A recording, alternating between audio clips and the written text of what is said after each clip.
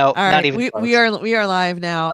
Game Hounds podcast episode 525, and Nick's we're live on YouTube. We're not live Nick on. just announced he's quitting the show, and it's Merry Christmas to me. Ho freaking ho! No. No, no, I said I'm quitting snow. I'm no longer going Yeah! to go Viva la to snow. revolution! We finally won. It took 10 years, but hey, we got it. We did it. Dun, dun, dun. You said you had an announcement, so we're gonna Oh, okay. What is the thing? you had an announcement, so we're gonna hold off on the announcement until we actually start the audio version of the show. I'm going to play that the entire time you make your No, announcement. No. I mean, Don't do that might actually be appropriate. Oh, did you That- get news that- on like a new console or something? No, it's just spooky things. Oh, should I twirl my mustache? Okay. Yes. Sure, yeah. If you had a mustache, Barbara's in the chat room. You need We're you slowly need pulling up. Oh, yeah. gross them out. Sure. There you go. There you go. Now you can quill it. Yes. What is this announcement you are saying? Yes. Oh, I see. I see what it is that you're saying. I see All the right, announcement. everybody- Yeah, it's the announcement. The announcement. What is the announcement? Is it an evil announcement? What So is wait, the are announcement? we streaming everywhere, Edie? Are we Yes, good? We are streaming. Are we on We're not. speaker? We haven't started Spreaker yet. Oh, we'll Oh. start I'm Spreaker. waiting for you guys to settle down. Really? The We show will are be over ready. by then. The show will be over by then. Are we ready Yeah, to go? I know. All right. See, no, you need to start like right in the middle of it. No, we don't. Not gonna happen. Mm. We let it hang loose a little bit on YouTube and Facebook, but we do not mess with the audio chain. Spreaker, that's where the pros go. Yeah, exactly. There's a new update available. I'm not going to take it. All right, so gonna start the audio show, and we're starting it. Wait. Oh, I have to actually enter in all of the information. Oops. GameHounds 525. Go ahead and talk amongst yourselves. How was your Thanksgiving? Actually, don't talk about your Thanksgiving. Talk about something we're not going to talk about in the show. What are we not going to talk about on the show? I don't know. Your last bowel movement. Rogue Squadron? That's actually really cool. That's a cool jersey.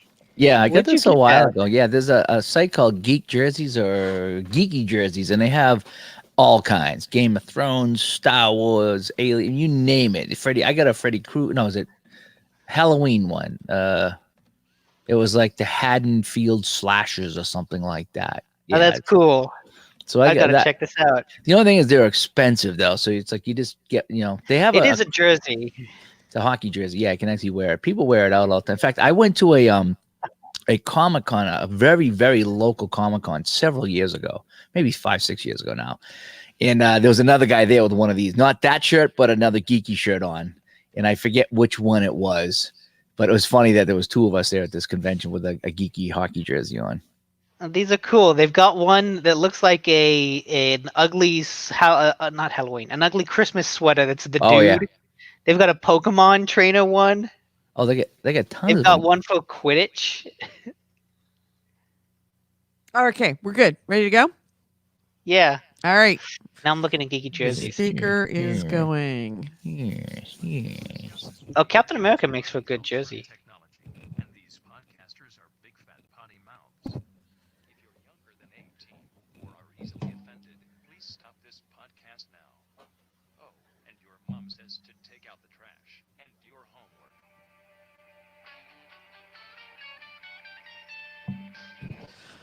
All right, mics are hot. There's a Sharks jersey with Brody as the name. Hello and welcome to GameHounds. GameHounds episode 525. We are recording this on Wednesday, December 4th, 2019. I'm Edie Sellers, and Nick apparently doesn't know that the phrase mics are hot means shut the fuck up. And we also have Holy Goalie who does know that. I mute my mic. I continue to talk, but I mute my mic. Yep. So only Nick is the jerk. Hello. Welcome. I'm just easing people into things, you know? No, You you're have to hear a not. little bit of conversation before you hear lots of conversation. Nick, you need It's the scientifically proven. podcasting. You need the podcasting rule book. Let me take a look at page 1 of the podcasting rule book. Okay, so this says right here. Is that like Shut a up. strategy guide? It What? says shut up. It says shut up. No, there's nothing It in here. says, it says when Edie says mics are hot, it means shut up until we No, do this the is the intro. only thing I've ever won in my life on Twitter. It was several years Oh. ago. It was the Dead Island had a giveaway, and so I signed up on Twitter and I won. And they sent me it. It's a Dead Island notepad book. It's hardcover, Yeah. Oh, all look at blank. It's all you. blank pages, so I can write my notes in here. Like here's one from 3 years ago. I gonna be wish Nick sucks. Nick would quit the show already. Nobody likes him. I've gotten several private messages that says, please get him off the show. Okay, let's see. Let's speed ahead at 6 months. Okay. This guy is terrible. Goalie, please tell Edie to get him off the show because I stopped listening a long time ago. All right, let's see what else we got here. Goalie, you do a great job. So I keep all my notes in here is what I basically do. That's where you collect like the tweets and comments and calls. Yeah, I write them all down. They're not Like all it's like a accurate, but scrapbook. yeah, it's like a strap on, exactly. So we have in the chat rooms, we have AC Wraith in Spreaker right now. And who's reminding me that to pimp our Patreon, we have a Patreon for our video stream. Our audio stream is fine, but our video stream has a Patreon. If you would like to donate $1 a month, that's all we ask. Please go to GameHounds. Patreon, patreon.com/GameHounds in order to help us subsidize the podcast and help offset the cost of doing all of this stuff. So we'd appreciate it. So welcome to the GameHounds podcast. I'm Edie Sellers, Nick DiNicola, and Holy Goalie. How were your Thanksgivings? Good. Okay. Mine are always good because I enjoy my You family. don't have any family drama. No. My brother wasn't there just because he recently moved to Colorado. And so Mhm. this is like the first Thanksgiving that he couldn't get to. Oh, wow. Um, So that is a little drama. That was the most. I went to go see my cousin who lives in Coffee Park. And I don't know if you know what everybody in Northern California knows what Coffee Park is. But Does he live on the Hill of Beans in Coffee Park? she actually, a bunch of them. Yes, no, they do not live in a Hill of Beans. Coffee Park was the neighborhood that was destroyed in the Tubbs fire 2 years ago. Let's see. I'm pulling up video, some of the more famous video of Coffee Park. And yeah, Coffee Park was that was when the big fire in Santa Rosa, which was that I don't remember. We always have some kind of weird stuff going on with fires, but Coffee Park was the neighborhood north of us. I'm pulling it up here in the StreamYard. Hopefully you're seeing it. Yeah. This is Coffee Park. This was a huge housing development. I mean, massive housing development. And Coffee Park, the fire entered her backyard, took a left turn, and she was one of 11 houses in that whole neighborhood that wasn't burned down. Wow. So we went back. We went to Thanksgiving right after the fire, and it was like the moon. It was a moonscape. When we ended up going this year, all of this area is all built up again. And it's like nothing but brand new houses. And because it's not a housing development, everything is being built up new by individuals. So it's all custom houses. So it's actually really surprising how quickly that neighborhood bounced back. So yeah, that's what I did is I went to Coffee Park. Yeah, that's us. So it was a good Thanksgiving. We had a great time. We drank and ate turkey, and there were something like 28 people in the house. It was huge. We played disc golf and cornhole and had a great time. Wait, you played cornhole? Mhm. What's cornhole?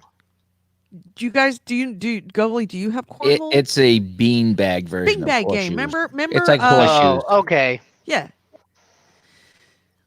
My family is hilariously competitive when it comes to cornhole. They are actually cornhole competitors. They have they have big old cornhole tournaments. Okay. It's a Wow. very serious cornhole is no joke. Cornhole is like esports. It's no messing around. There are Is the people winner that are named Cornholio? no. But there are people that are professional cornhole players that make a living as cornhole players. What sport is there not like a pro league of at this point? Good Damn. point. They're at a very, very, very good point. I don't know. Quidditch. You know what? I would imagine there probably are people that want to be professional Quidditch players. I don't think there's like a league though, like a group large enough to organize that into a paying competition. Maybe. Or So- broom ball. Caitlin would tell me about how her broom friends ball. used to play Oh, broom God. ball Yeah, in broom Modesto. ball. So you Oh know my what broom God, ball yeah. is. Oh gosh, I yes. didn't know what it was until she told me, and it sounded kind of sad. We played broom ball in college because back in the day, there was. I don't think it's there anymore, but near San Francisco State, where I went to school, in San Francisco, there was an ice rink. And if you're not familiar with broom ball is essentially hockey on an ice rink, but instead of using skates and sticks and pucks, you use your you don't have skates, just regular shoes and brooms. But the brooms are like filed down to almost like the wick. I don't know what you call it, but it's not like a whole broom. You kind of file down the sides a until little bit. it's Yeah, it more is. of a And you whack solid with thing. and you use a big ball. Sometimes it's a Nerf ball, sometimes it's not. But let me tell you, Nick, this broom ball game, women excel at it. Okay. I was Why turning. are you like, is it difficult for you to not be a dick? That was a good one. Come on. Women, they get in the corner with those brooms and forget it. It's like you can't get the ball from them. How do you work these brooms so good? It's unbelievable. Their broom handling skills are just superb. Yeah, we played a lot of broom ball. There's actually a game similar to this, and I forget the name of it. They play it over in Europe a lot. It's very similar to broom ball, but it's soccer without. So it's use the ball and you don't have the stick. And what they do to make it harder is they make the competitors wear bowling shoes on the ice.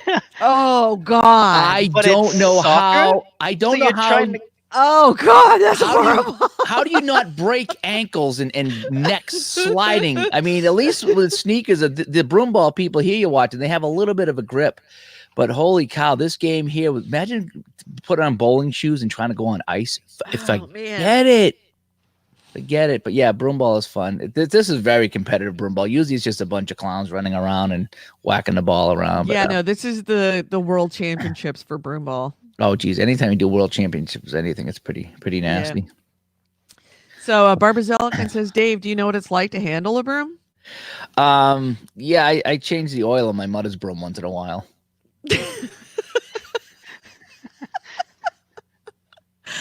And I would like to point out that AC Wraith, because AC Wraith is awesome, has provided us the link for the usquidditch.org, the US Quidditch team. I thought that said Squidward. No, it's Quidditch. So wow, okay, I was wrong. Yep. Shit, It's what really sport is there not I'm looking a this up. pro US league of? Quidditch itch.org .org even. US Quidditch. There we go. I Ooh, just there's pulled a up Black Friday sale still going on where? on the Quidditch. Oh, it is. Look at that. There is Yeah. look at that. So there's US Quidditch. Join the stripes. Learn about how to become a Quidditch referee. Wait, They've got read. teams. There's Quidditch teams. Well, you should be because you got the referee shirt on today. You got the referee shirt on. You should be the Who, referee. me? No, Yeah. I'm horizontal, not vertical. Yeah, that's what we hear about you. But anyway, it's been 3 weeks. I got a lot of making up to do here. Yeah, you do. So anyway, what else is new? Anything you want to impart from your Thanksgiving? By the way, Nick, you said you had an announcement. Do we want to do I this now do or later? actually. No, we can do it now. Okay. So that's actually appropriate. I actually wrote a short story, a short horror story about a cult, and A in colt, October. like a small horse. Yes, no, yeah, a colt, a colt. It's a ghost colt. Oh, Whee! like Yeah. like a ghost stallion. Yeah, like Mr. Ed. Mr. Ed isn't a ghost. Wilbur. Tell us about this colt. Colt Yeah, 45. cult. So it's just a short horror story about a cult, and I submitted it to a bunch of places, and one of them accepted it. And so on Friday, it will be published in this anthology from Hellbound Books called Blood and Blasphemy. Nice, Nick. Well nice done. job. So yeah, there's actually a listing on Amazon. All right, where is it? I want to go check this out. Just go to Amazon and type in Blood and Blasphemy. Okay, blood and what's that other word? Blasphemy. It's edited by Gary R. Gray. Yes, Gerri. I see I it. am looking it up right now. Nice. There we And if you enjoy your horror dipped in buckets of blood, hang on a sec. If you enjoy your horror dipped in buckets of blood and sprinkled with generous amounts of blasphemy, then you have come to the right place. Blood and Blasphemy is a collection of over 30 of the most sacrilegious horror stories ever written. Within these irreverent pages, you will encounter a priest that keeps his deformed spawn chained in a root cellar. Ooh, I like that. I like that. A convent where a poisonous species of salamander is worshipped. Ooh, this gets better. A demonic altar boy. Are there any others? Possessed religious relic that kill blood drinking clergyman. A Is son that of you? God- Yeah, no, a son of No, God who no. feeds on sin. An unsuspecting couple who runs afoul of a religious lunatics in a small town. Oh, that's The going. divine and Which deadly one- turd of Christ. Which one is yours? Look at there you Mine go. too. There's his name right there. Yeah, yep. Featuring stories right by there. Nick DiNicola. There it is, people. Wait, where? I'm not seeing Nick. Let's see. Oh yeah, right after Clay and Claude and BT and Clay you McLean. you can't be. I mean, look at all these guys: BT and SM and AL and BK and. I need a SD. middle initial. Is that what you're saying? Yeah, because Nick DiNicola it sounds like you, and NJ Genicola. nobody really wants to read you. I am I'm not so excited for JJ you. Smith. I'm gonna add to list. JB Toner. I'm gonna add to list. I'm not Joy. gonna buy it quite yet. What? Everyone has the first two initials. Yeah, that's what I'm saying. BT Joy, AL King. Don't be those dicks. Don't be those people. Yes, JJ this. Just like J.K. Rowling. And No, you know what? yeah, I'm no. gonna twist it around. I'm gonna be Nick JD. Oh, I like it. No. Then you're a rapper. No, you know, Nick. Do you know No, what that's you from are? Little Nick JD. You know what you can be? You can be ND Agreement. ND agreement? His initials, Nick Non-disclosure? DiNicola, non-disclosure agreement, ND agreement. I think that'd be a great surname for you. And written, the turd of Christ by ND agreement. Come on, I'll think about that. you will. So No. in this breaker chat, we have Miles Thompson and Donnie Eddington. Hello, Donnie Eddington. It's been a while. He says there are Quidditch college teams. Nick, but I hey, never would have guessed. Nick, good. That's awesome, man. That's Yes. awesome. So And support your local. By the way, and when it comes to Amazon stuff, go ahead and pick up this book if you can, and definitely leave feedback on the Amazon page. That makes a big difference. Leave a review on Amazon. Very, very important. So there you go. Yes. If I could piggyback off of that, Yeah. Look okay. at that. Look at you, Nick DiNicola, author. I My know. God, I've you're got an a author. fucking link to myself. But your name is nowhere near as cool as this guy right here. Wolfgang Potterhouse. That's pretty good. So I'm so proud of you. Congratulations. Your Thank you. first published story. Yeah, I did get a short story published in a college newspaper a long time This ago. is different. This is But a yeah, book. yeah. So yes, thank you. I want to announce that. Go out, buy it, spend money on me. Bitter says, I like how how a blow up doll is on a crucifix. Really? Is that Yeah, what it does. that is? It does kind of look like that. It does look. It does look like a sex doll on a crucifix. Yeah, art leaves a little to be desired. So Well, if I could piggyback off of that, hot cola. Nick should change. Bitter says Nick should change his name to Hot Cola. oh, Yeah. I can't find the link. This sucks. Yeah. There is there is Oh, there is a Kindle edition. Good, thank you. I didn't see a Kindle edition. Yep, the AC Wraith just posted the link for the Kindle edition. There is a brand new Cards and Dice magazine, sports simulation magazine come out. Okay.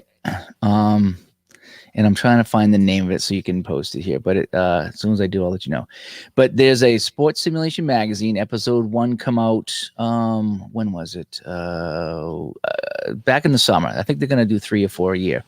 And they're announcing one coming out in November. And I wrote an article for that magazine. Oh, cool. Really? I haven't been told if it's in the November issue.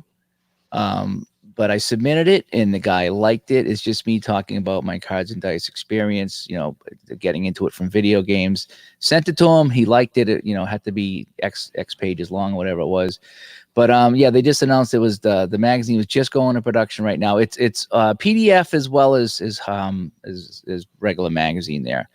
And it's just all about cards and dice and stuff like that. And I'm trying to find the name of it. It's like it's Sports Simulations magazine or something like that. I'll see That's if I really can find cool. it. But yeah, so I got the first magazine was like I read it and whatever, and then I was like, geez, I got a good story for you. And he's like, yes, send it to me. So I did, and he's like, yep, this is perfect. He didn't say it was in there or not, and I haven't seen the magazine yet, so I'm kind of hoping they send me at least I didn't get paid for it or anything. I'll probably just advertise the podcast and advertise, I have a byline in there or whatever. But, as long as he sends me a hardcover copy, that'd be kind of neat. And, but so we'll see. I used to write for hockey magazines and back in the day, so it's kind of neat that I'm writing a hockey article for a publication here. Yeah, it might be cool. one and done. It might be one and done. I'm not gonna lie. It might be one. It might not even be in there, but I'll know. GameHounds are taking over the publishing world. Right? I know, right? So what have you all been playing? I'm still fucking stuck on that stupid Kingdom Come. But I don't know if you saw the message I sent you, Nick. I bought on Black Friday deal A Way Out. That's that multiplayer 2-person multiplayer game where 2 people have to work together to get out and only one person needs to own the game. So I bought it. Yeah, I bought it. Yeah, the if you have somebody that doesn't actually own the game, you can invite them and they get a month free to be able to play it with you. And then it's a good idea because if that's a great idea. likes it, then they'll buy it for somebody else, and they tell 2 friends and so on and so on. So that's the I bought it specifically either to play with you and or Gully. Okay, both. yeah, I'll take over that because I don't know if that sale is going on anymore. I think it was there's a just new Black sale. Friday. Yeah, there's a new like end of year sale going on now. Oh yeah, I'm sure there's going to be sales throughout the entire year. Yeah. So yeah, it looks. I don't know. I mean, it looked like a really. I liked the idea, and I remember when they were talking about this game coming out that I wanted to play it. We both thought it was a kind of a fun game, And then I heard kind fun of like idea. mixed things when it actually came out. Right, exactly. I heard the same thing too, and I actually checked the reviews on top of everything else before I actually decided to play it. Before I decided to buy it, and I'm like, you know what? It's good enough. I'm more curious about it, and it was cheap. I think it was like I want to say $9. It was really, really cheap. That's not bad. But yeah, it's two people. Essentially, you're in a prison. You and your friend are in a prison and you need to figure out how to escape the prison. And it's two people playing together. Split screen. This is an I don't older know. game, right? This is an older game. Oh, way out. No, it came out I A wanna say couple last year. years. Maybe Yeah, last- yeah. I don't know if it's last year. It might have been like 2017. Or no, maybe it was 2018. I think Is it that the was one where 2018. you're both like back to back trying to climb up the chimney or climb out the wall, and you Yes, gotta like. I remember seeing that scene. Yeah. in Okay. places. Okay. Yeah, 2018. You're right. Yeah, March 2018. So it's a year and a half old. Year and 3/4. But yeah, I'm very interested in playing that with you to see if we could, like find a way to enjoy it. And also it would get Yeah. me out of playing Kingdom Come Deliverance because Well, okay. I've played that in- game to death and I'm still playing it. All I'm doing at this point, I still have 2 more DLCs to do. And all I'm doing right now is hunting. I'm hunting rabbits. I do have a game that I think you might like, and it might be able to pull you away because it pulled me away. Uh-huh. After playing Jedi, I had a decision. I was like, I could go back to Kingdom Come, or I could start playing some of these indie games that I bought months ago Right. when they came out on PS4. So I decided to take this opportunity to not dive back into that whirlpool, and I started the Outer Wilds. I have heard amazing. I came very close to buying the Outer Wilds. And this is not Outer Worlds. This is not the No, the Outer Fallout-esque Wilds. one. This No. is Outer Wilds. And the Outer Wilds is really fucking good. Yeah, I came really close to buying it on sale because it was on super sale on Black Friday too, and I just didn't do it. So, it's like the quick pitch is that it's what you wanted No Man's Sky to be. It's not. It's not a. It's not a. I looked at Goaly's face and Yeah. he's like, "Hello." It's not a What?" big universe. It's just a single solar system, but you can fly from planet to planet within this solar system without any like loading screen. So you just hop in your ship, take off, fly to another planet within like a couple seconds. It's a stylized world, and so unlike No Man's Sky, where one planet is just fucking gigantic and you can spend all your time looking at it, the worlds of Outer Wilds are small, relatively speaking. You could jetpack from like the North Pole to the South Pole within a minute if you're good.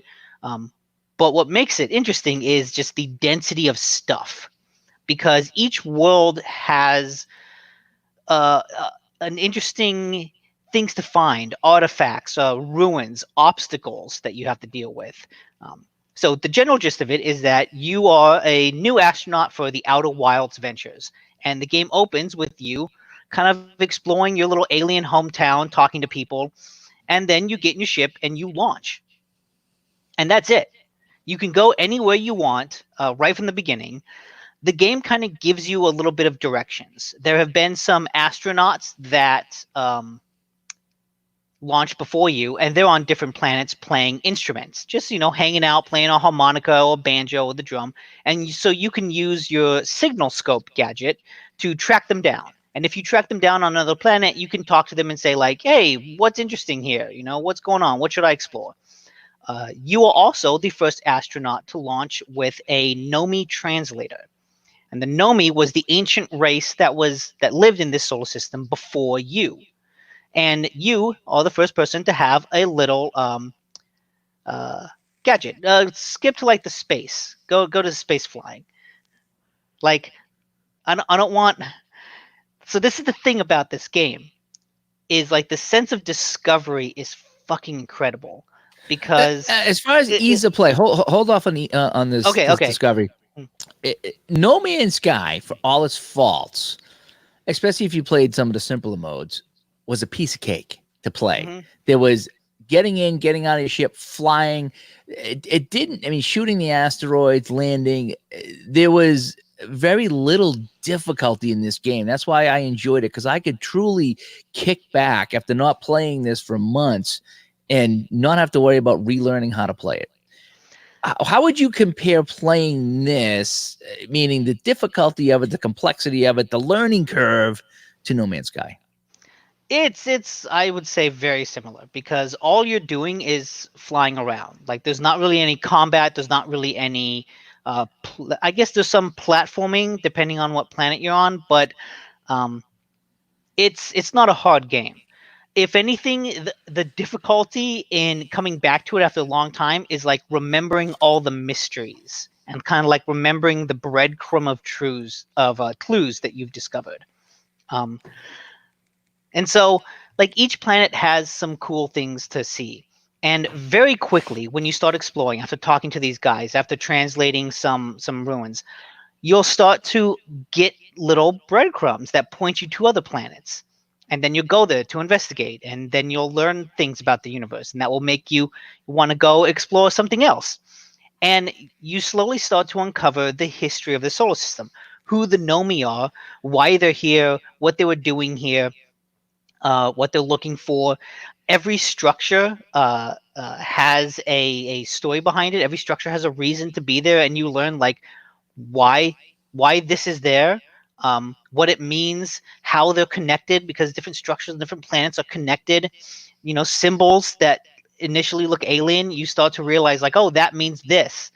Um, and I'm kind of bearing the lead here because you are stuck in a time loop. You're stuck in a real-time 22-minute time loop. So every 22 minutes, the sun explodes. And it's a very cool effect because all of a sudden the galaxy goes dark. And depending on where you are, it can be really, really freaky. But then it just lights up again, has this big blue fireball, just slowly expands and consumes everything until you die. But then you wake up next to a campfire and you can take off again to explore. And so the world constantly resets this on this 22-minute loop, but your knowledge doesn't. Everything you learn gets saved into your ship's log. And the log is like this really cool, you saw it in the video, this really cool kind of mind map where if you learn the name of something, it will appear on the mind map with a question mark. And if you go there, you'll fill it out with some information. If there's more things to discover there, then you'll see it in the mind map and it will give you a note that says there's more to discover here. But like if it's linked to something, every time you learn a new clue that links to an old one, there'll be a line between those two. So looking at this mind map, you can very quickly, you know, get yourself up to speed about what should I be looking for, what should I be investigating, what do I know, what do I not know, and that kind of thing.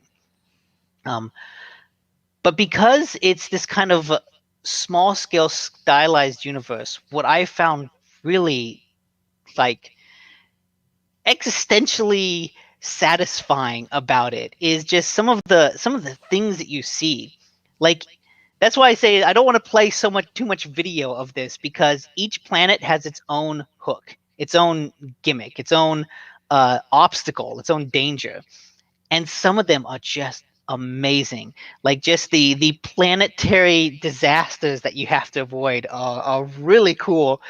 Knowing how they work is really cool. Of like, oh, this just looks like a random disaster, but okay, actually, I see how it's working. I get this. And then just some of the things of like standing on the surface of an asteroid and looking out and seeing the solar system just orbiting and just seeing every planet and the sun and seeing all of them just flying around each other. It's just something really like magnificent about it. It's just something really neat and really like soulfully fascinating about it. It feels like the universe is within reach. Uh, and this is the only because you're doing a lot of investigating of these ancient this ancient society. It manages to evoke like a lot of kind of melancholy about exploration because you're kind of learning about this culture, why it's here, what it was doing, what it valued, what they were looking for, like whether they could find it, whether they couldn't find it, and that kind of thing. And so, like, there's one moment here where like I felt this strange mix of melancholy and fear as I'm running through this ancient city trying to learn as much as I can, as fast as I can, while the planet literally falls apart around me. Uh, but it's fine because if I die, I just the time loop and it goes back. And so what you realize too is that like because this solar system is a kind of clockwork mechanism, there are some doors that are open within the first 5 minutes. So you need to book it and launch yourself there as fast as you can. There are other doors that only open in like the last 5 minutes. So you kind of need to hang out and wait for time to pass before going there. Um, and so you'll realize these things as you play of like, where can I go? When can I go there? How can I get there? And So it's a the, bit the like No Man's Sky, but there's a puzzle element going on, there little is like mistish kind of there puzzling. is a very heavy narrative, and like that's the thing missing from No Man's Sky. Like Right. this is a I would say this is a very narrative driven game ultimately. Like discovering what is going on, discovering filling out this mind map and getting rid of every question mark is like what you want to do in the game. And thankfully, like what makes it so impressive is not only is the exploration great, not only do the visuals like do they satisfy something deep within me, but the story is actually very, very good. Like I said, learning more about the Nomi and their history, it touches upon like the themes of exploration and discovery, the reasons to do it, the costs of doing it. Uh, why should you do it? Why invest resources in this thing rather than this other thing? What do you value from it, and like the reasons for doing that, and it led to some truly great moments where I'm sitting there reading like these texts of these people sort of dealing with existential questions of their own existence in the past, and I'm sort of sitting there thinking like, wow, why am I doing this? Why am I compelled to explore this solar system? And all the answers that you find are good. Like I haven't beaten it yet. I'm in the end game, and I've gotten to the point where the few mysteries left to me are the ones that like I'm looking online for hints about like what do I do? How do I get there? Um, and I've gotten a good clue. Like I've gotten a good breadcrumb. So I want to go investigate this thing more. But I'm like definitely in the end game, and uh, it's never been disappointing. Like all the answers that I find, all the solutions, like they were all satisfying in So a tell me, really surprising way. riddle me this ND agreement. Riddle me this. Okay. When you talked about the 20-minute reset or Hmm? the sun blowing up, whatever, does that can you pick up the game where you left off? Or do you lose everything? Do you get like 20 minutes to play and then everything resets? And do you have 20 minutes to play? That has me concerned that I would play in 20-minute intervals and I would lose everything. So the thing is, you don't actually collect anything. All you collect is knowledge, and that is all saved in the mind map. Like everything that you learn gets saved. But you don't actually collect anything. You don't have any, power ups, any abilities, Inventory. any inventory. So Right. when everything resets, like you don't lose anything. You might lose some progress with stuff. Like there was one time like I was kind of doing a series of puzzles and the sun exploded on me, but because I had just done the puzzles, I knew the solutions to them. So when the loop started again, I hopped back into my ship, went to the planet, did the puzzles, and like within a couple minutes, it's just boom, boom, boom, right back to where I was before. Um, because really, your location is the only thing that resets. Like you'll be exploring something, and then the sun explodes, and you'll go back to your original home planet, and you then have to kind of start things over. But you don't lose anything. Like I said, it knowledge and All right, so like there's no money to be solutions. made. There's no money. No, There's no no, cool swords to get. nope. So you You just you kind you of. have you have two gadgets. You have like a little radio antenna that you use to track down sounds, and you have a little probe that you can shoot out that takes pictures. And both of those are really important to discovering some things. But you get both of those in the beginning. Like you So hop in your so, ship so and when you're this already thing comes there. crashing down, you don't lose anything. No. Okay. No, what if you're like you were like this close? If you're looking at YouTube, look at my fingers. Look at my fingers. Okay, you see how close my fingers are? Like that. Like just yeah. Edie's got it. No, not no, Edie. That's way too close. Way too. You gotta separate the fingers a little bit. Separate them. Separate. There you go. About like that. About like that. You were that close to doing something really cool or discovering something or getting a date or something. And then that happened. You got to do all that again. Yes, but No, that's no, but no, that's no. that's part No, of the it's cool not a thing buy. is Not a that buy. But you get to once you once you See solve ya. realize, the puzzles, you get there very quickly. yeah, Once once you you solve know where you're going, you can get back there very easily. There's like a couple cities that are like hidden, and it took me, half a loop to figure out how to get there. But now I can get there within like 2 minutes of it starting. Like I know the exact path, and It's not in this book. This book says you shall not have to go and repeat yourself to do but things also over and like over. that's one of the things I find really that's what adds a nice tension to it, is that this loop adds a certain level of immediacy. Like that's the thing of sometimes you have to sit, sometimes when the sun explodes or like right before it explodes, that much, a little music cue will play. So once you hear this music cue playing, oh shit, I've got like a minute left. And so there have been some times that have been really fun where I hear that music cue and I think, oh fuck, I'm gonna die soon. So I start booking it. Like I start booking it and like I need to read this as fast as I can. I need to read this as fast as I can. I need to go over here. Or what is in this room? I need to see if there's anything important in this room.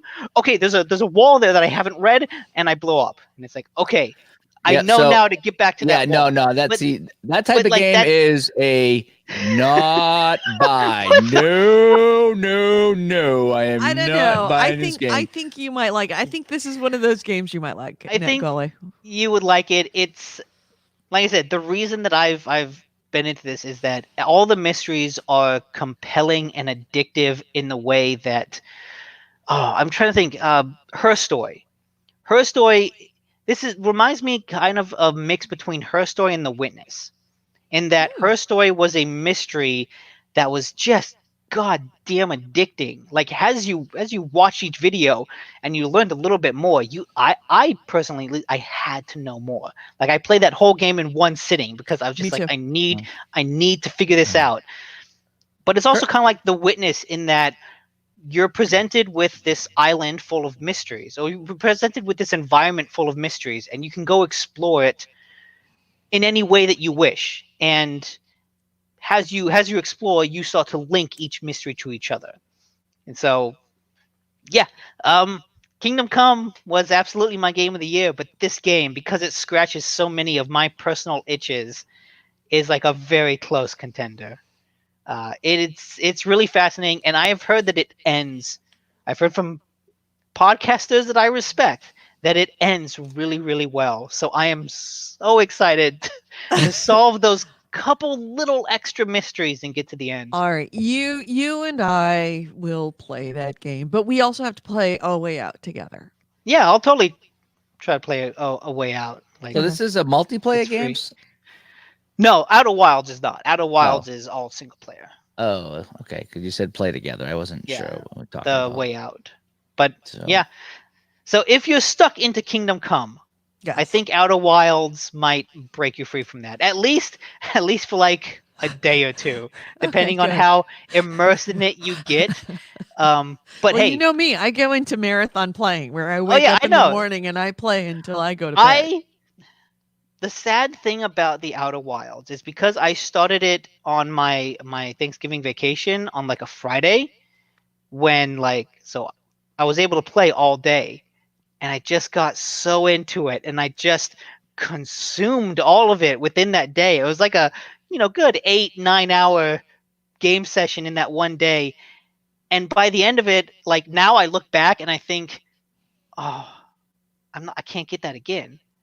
Like I can't replay this game and get Yeah. that same satisfaction. Once you know the solution to a mystery, Right. it's Then not a you know mystery. it. You can't You can't do undo it. it. All I can do is wait for another game like this or Her Story or The Witness to come along. Right. But it's like, oh, I'm never going to get that feeling again. That day was so beautiful and I didn't appreciate it at the time. But in retrospect, I look back and realize that was a good day.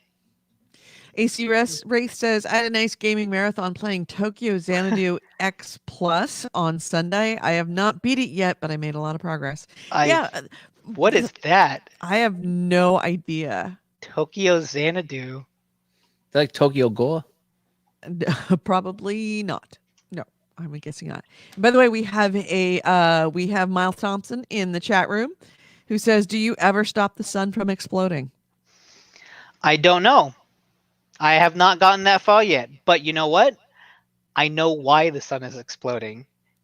Oh. And it was a wonderful moment where I'm at a location and it kind of explaining these things and I'm like, oh, okay, so that happens. But then X and Y happens, and then I'm like, wait a minute.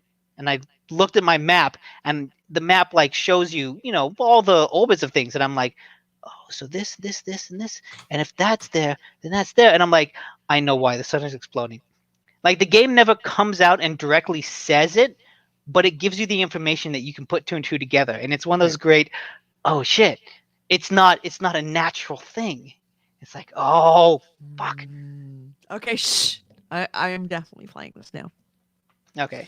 And yeah, we got Sharon. Sharon is in the house. She Hey. says hey. And Hey. she says that I look frozen. I've been accused of a lot of things, but being frozen is not one. Is that some new First lingo time. that the hip young people are using? Yes, I look like Elsa. I've got blue hair.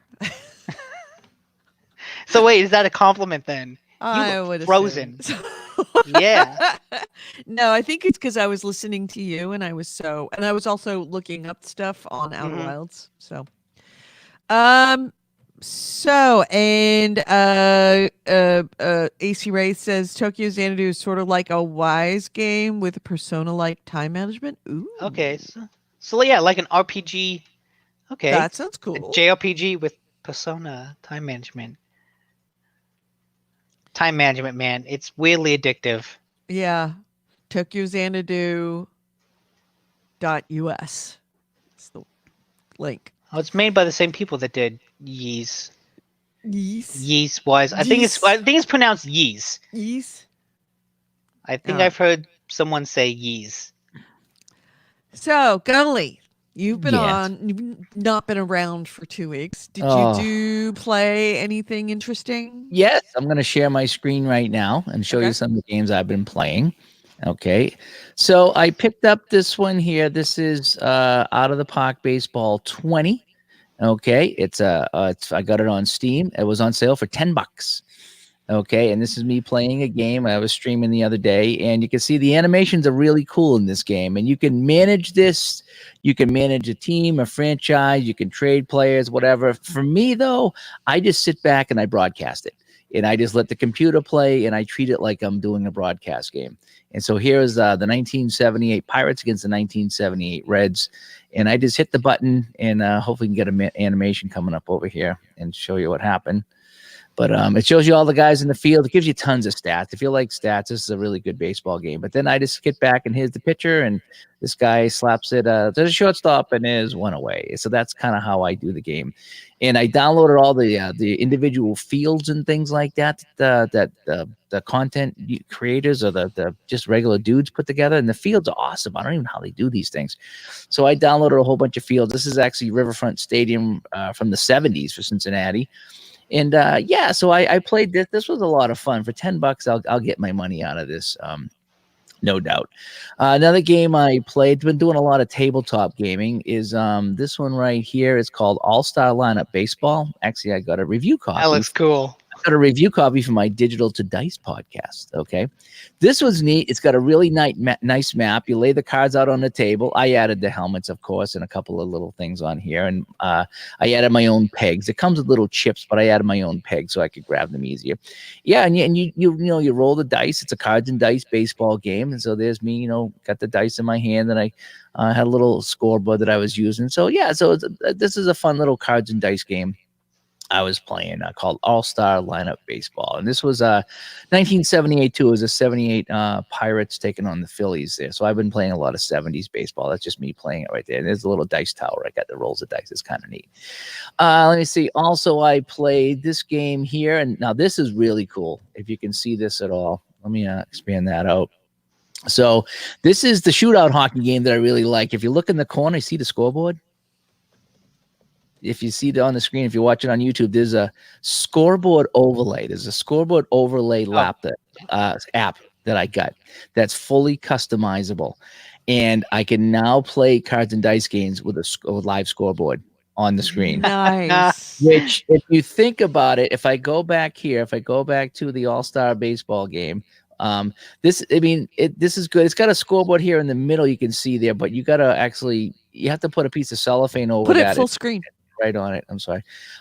It's got a scoreboard on the table here, and it comes with a piece of plastic that you put over it, and you can use dry eraser. But quite honestly, if I go back over here to the hockey game, there's a baseball one for this app. Okay. And I would rather use this. I can put in the team color, the team name. I can add a whole bunch of things so you can move the scoreboard around. There's a baseball scoreboard that actually shows like not who's on base, but shows like the baseball screen with a dot that shows it's a runner on the base. So yeah, so this is really kind of neat here. So this is a shootout hockey game I was playing with the scoreboard. So I was showing off the scoreboard here, and you can see the Dave's Classic Rewind. That's a little segment I do on my YouTube channel where I go back and just play a game from the past. And the background, the crowd background, is from either a 60s or a 70s electronic football game. So somebody gave me an electronic football game, and they pulled out of the trash. It was all rusty, and I was like, I'm not going to fix it. So I took the crowd off. And it's like, that's a great background for setting up on a table. So so I've been playing some tabletop baseball, some computer baseball, and things like that. I've been streaming a bunch of stuff there, so it's been a good time. And also, holy cow, I don't know if you can see this here, but I did a what was called a full season replay. Okay, so you see this little chart here? These are all games. Okay, you're right there, Nick. Yeah. So these are all individual games that I had to write down on paper. Okay, I had about 36 or 37 pages of games because I went back using there's a quick play hockey game that you take the offense and then you subtract the other team's defense, and then you figure in home ice advantage, and that gives you a final offensive rating number. Okay, and then so you have a final rating of you start with a number, and that number can go up and down depending who you're playing, and then you have a final rating, and you roll the dice and you look at the chart. Okay, so if your final rating is M, let's say, and you roll a 33, you look at the chart under M33, and then you got 4 goals for the game. If the other guy is D's not that good, and you roll 12 on the D, you might get 1 goal.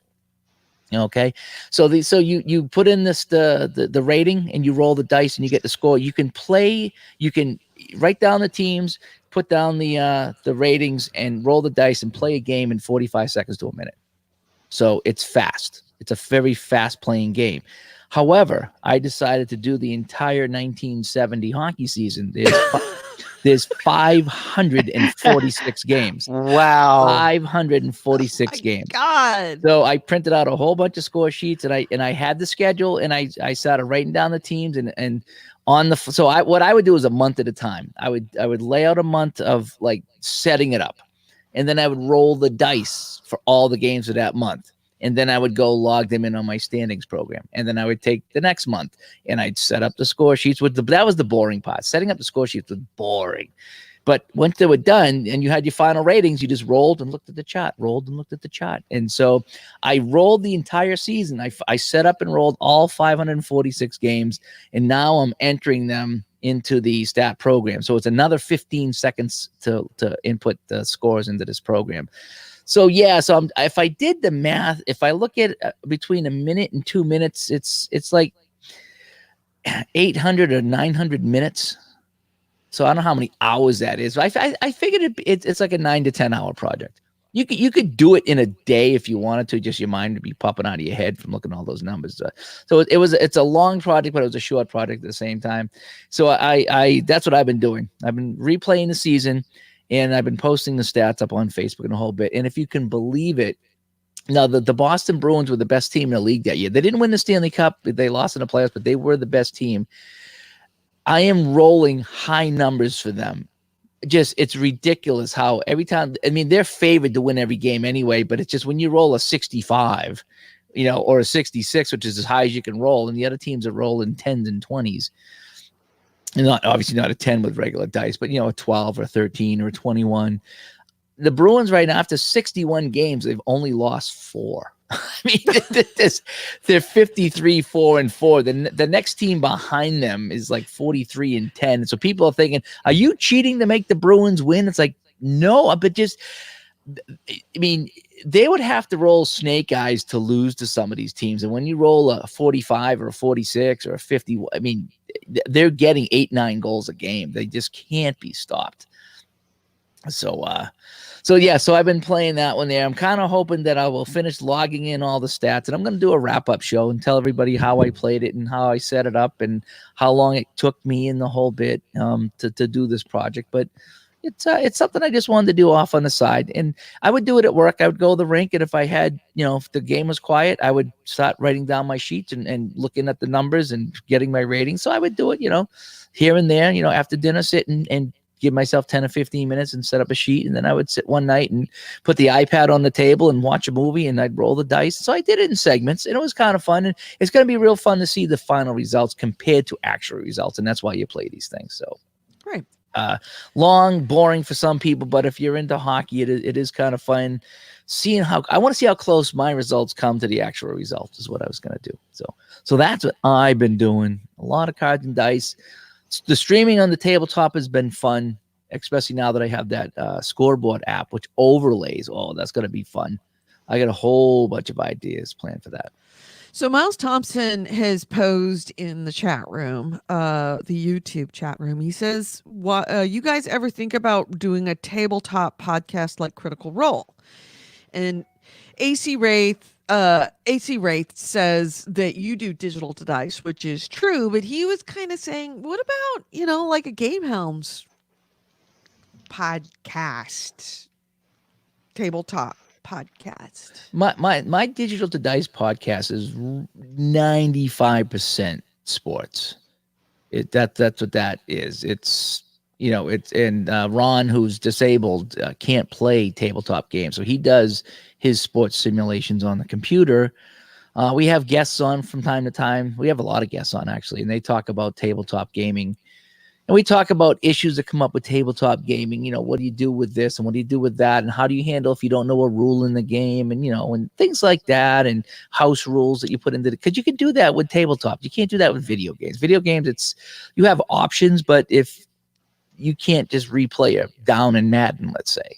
Right. If you're playing tabletop, you can do whatever you want, which makes it kind of fun. But as far as, so we we talk a lot of sports. It's mostly sports. Once in a while, we'll work in something that's not sports related. In fact, there's a company called play.com. And Nick, you might want to check this one out. PLAAY.com. Go to PLAAY.com. They're a newer company. They're probably the third biggest one behind Strat and Appa, in my opinion.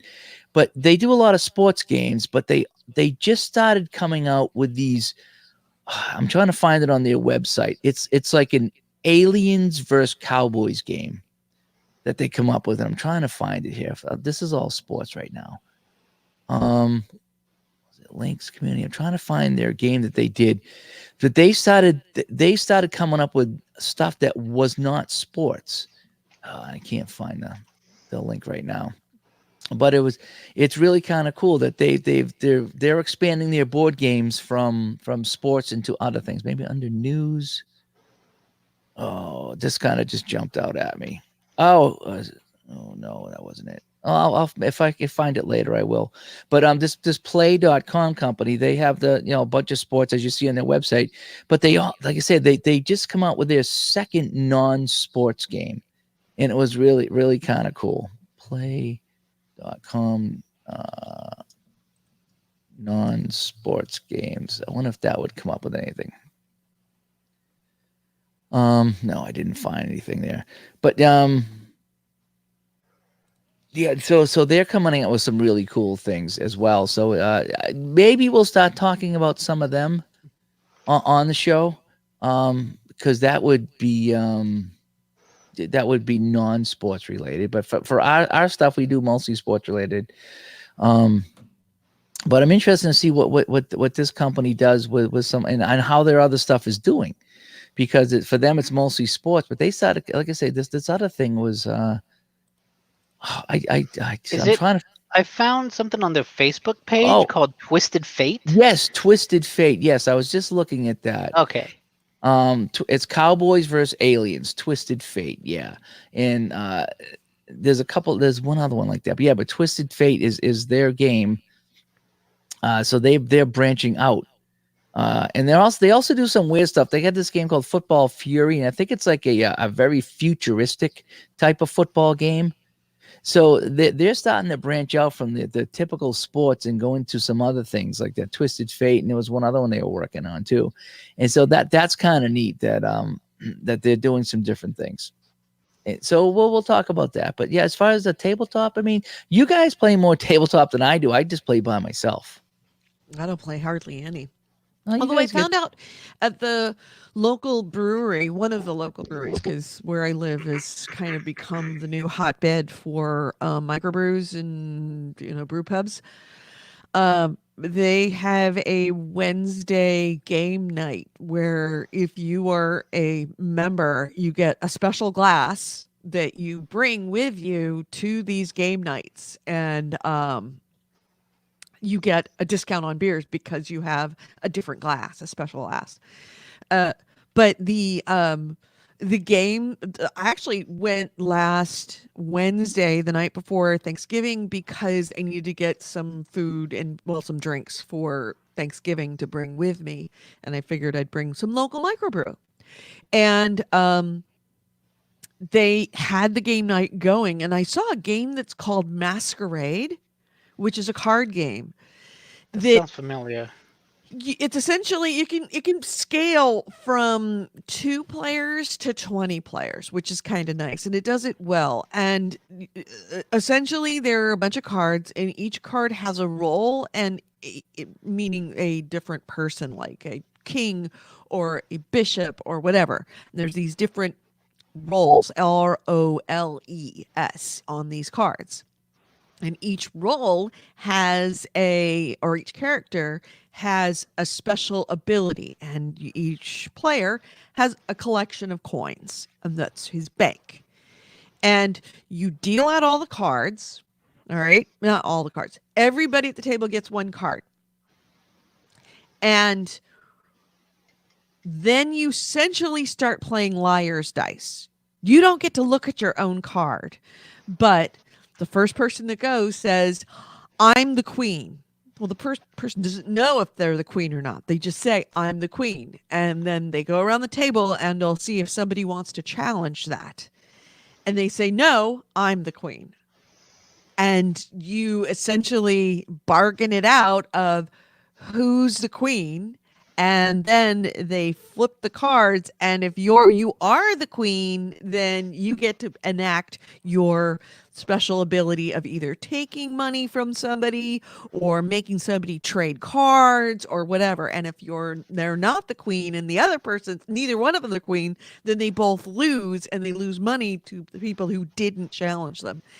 I know I've explained it very confusedly, but looked like a really, really fun game. We ended up Kevin and I just sat there and watched it. And the other thing I did is that I taught Kevin the dice game because there was nothing else to do and there was a couple of cups of dice. I played the dice game with Kevin from Kingdom Come Redemption. Or Kingdom Come Deliverance. Oh, cool. You know that dice game that you play in the taverns? I actually Yeah. just, like I had this game, I'm like, these dice, I'm like, oh look, there's 6 dice in here. Crap, I taught Kevin the game and we played that while we ate tacos and drank beer. Did you have any loaded die? I did not have any loaded die. That's the only way I can win. I picked up this game. I haven't played it yet, but I picked it up at the local stop called Unlock. Have you guys ever heard of Unlock?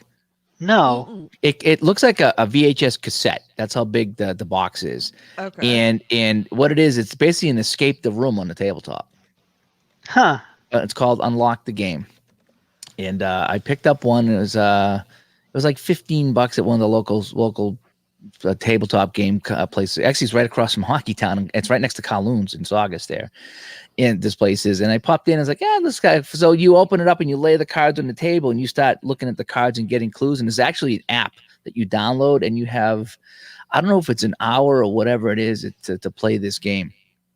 And so you have to try to escape the room, so to speak. And like in the example they showed you, it's like there was you flip the card and you're like, oh, okay, open the door. On the side of the door there's a code, and then you go over and you put the code in, and that unlocks the door, and then you can get into this room here, and then there's a key, and so it's that's really cool. Yeah, so it's called Unlock the Game. There's probably a whole bunch of videos. Oh, is that? It. Yeah, there it is. It wasn't called Unlock Escape Adventure, but yeah, I googled Unlock the Game and it was some like asshole sales pitch, dude. Yeah, no. Unlock the game of selling. Yeah, so crap to people who don't need it. Yeah. So this is on the tabletop. There's an app that's supposed to come with it that times everything, but you start flipping over cards and it tells you what cards to flip over and and the whole bit. But it's just I haven't played it yet, but it'll look really neat. The only problem with it is it's a one-time thing. You play it and that's it, because now you've solved it. So it's and you suppose you can play it with as many people as you want, everybody sitting at the table. And if time runs out, it's no big deal. You can continue to play the game. There's supposedly hints on the app too, so if you get stuck, you can get a hint. But are there like multiple scenarios within the box, or is it just one scenario? It's one game, but I think there's 8 or 10 different games. There's a Space Cowboys, there's an Island of Dr. Something, I think I have House on the Hill. There's some, and they have different levels of difficulty too, which is kind of neat. It shows you if it's 1, 2, 3, or 4 level difficulty. So I think I got a beginner one to start with, and I haven't even opened it yet. It's still sitting on my my bureau in the bedroom, but it's one of these I'll pick up and play. Maybe I'll film it. Oh, see, there's the app right there. So there's the app on the phone. So the guy solved it in 5 minutes or whatever it was. So yeah. So the tabletop gaming is really fun, especially and now that they've incorporated like the app here and other things with your phone and that scoreboard overlay that I found, it's not just board gaming anymore like you think back in the day. Mm-hmm. But as far as making a whole podcast about that, I don't know. I don't know, you can make a podcast. I'd totally be down to recording anything like that. Whenever we're together for PAX, recording a podcast where we play something would be fun. Yeah. My cousins were playing when we went to like all the young cousins, which was kind of neat. They all were playing Heads Up, which is known for being Ellen's Ellen DeGeneres' favorite game. Hmm. That is here, I'll see if I can bring up a video. It's iPhone based, and it's essentially like charades or a guessing game, or what was the name of that freaking game? Where somebody has a clue and someone else has to describe it to them. Password or And something? yeah, password. Like they put the phone up in front of them, and then somebody has to describe it to them, and then they have to guess it. And they can either they pass by lifting it up, or if they get it, they put the phone down, and it gives them the next one. So they score based on that. And so the whole family was playing it, and God, they were screaming at the top of their lungs. So yeah, it was definitely a crowd pleaser, to say the least. I did not participate because that's way too much human interaction for me. I prefer to keep my human interaction right here behind a screen. That's where I belong, At a nice distance. at a nice distance. So all right. So on that note, and then AC Wraith has provided us Unlock the Game Escape Adventures board game. There you go. There's your links for that. Yeah, I'm looking at those and like another like franchise, I guess, called Exit. Yeah, Exit, all these other ones. Exit's supposed to be harder, so I went with Unlock first to see if I even liked it. Okay, So and it's interesting Miles because suggests a tabletop game, like a show for us, but only as a GameHound special, like a one-off. Do you want me to block Miles in the chat? No, no. The name No, of the you know game what? that I was talking about is Heads Up. like we have a Dungeons and Dragons starter thing, and I know Caitlin's been wanting to play that for a while. Like if you ever come over here, we could totally do something like that. Well, we could do it on StreamYard right here and do it together, Oh, true. I guess we could. We could do that too. because that would save me having to drive an hour and a half to see you. I would maybe do that on stream. I mean, I tried to do one of the new Dungeons and Dragons on Steam. I forget what it was called. It wasn't called. It was Dungeons and Dragons, but it had a name for it, and it was really deep. And we spent like an hour and a half one night, and they were trying to show me how to play it. I was like, this is way too. I would have to take several nights and learn how to play this, and I don't have that kind of time. But if you guys would do something very simple where I could maybe roll dice and we could have a few laughs, I would Right. join in on that. Right. But Well, the thing is, the key would be to get a good dungeon master. Because if you don't have, I mean, Nick, who would be the DM? Oh, that chick in the 80s would be perfect for this. Oh, Dungeon Master. Oh, yeah, no. So we'd have to get a really good DM. If there's somebody in the GameHounds world, in the GameHounds listener that feels confident as a DM, I would be a terrible DM. I've only played Dungeons and Dragons a couple of times. Nick, you as DM. Oh yeah, that'd be fantastic.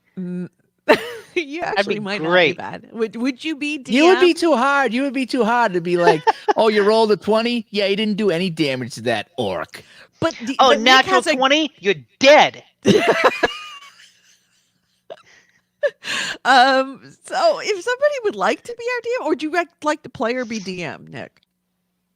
I honestly don't know. As long as it's not that difficult and we can just have fun and laughs, it would be a fun time. But if it's gonna be something that I mean, if you're just looking for like a board game podcast, like we've got plenty of board games here that would be really fun. One of the things, the last game night that you weren't able to get to that I want to play, and I played it with my folks. This one called At the Mountains of Madness, which is kind of a co-op game where all the players, it's like the Lovecraft Mountains of Madness. All the players like in a plane flying around this mountain, and every time you land, depending on what you find, you get a little more insane.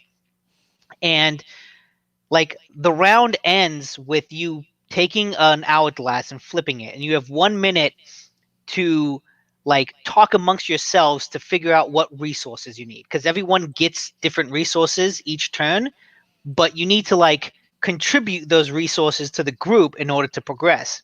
So you have 1 minute to talk amongst yourselves to determine what you need. Except as you play and as you grow more insane, the game puts restrictions on what you can say. So like one of the things would be like, when you say a number, you can't say the actual number that you mean. So you have someone saying, I need, three things. Give me three things, and holding up five because that's what they actually need.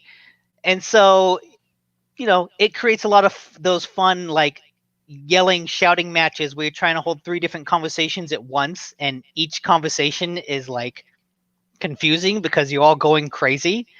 Um, it was fun. But I don't have a beard or a cardigan, so can I play? No.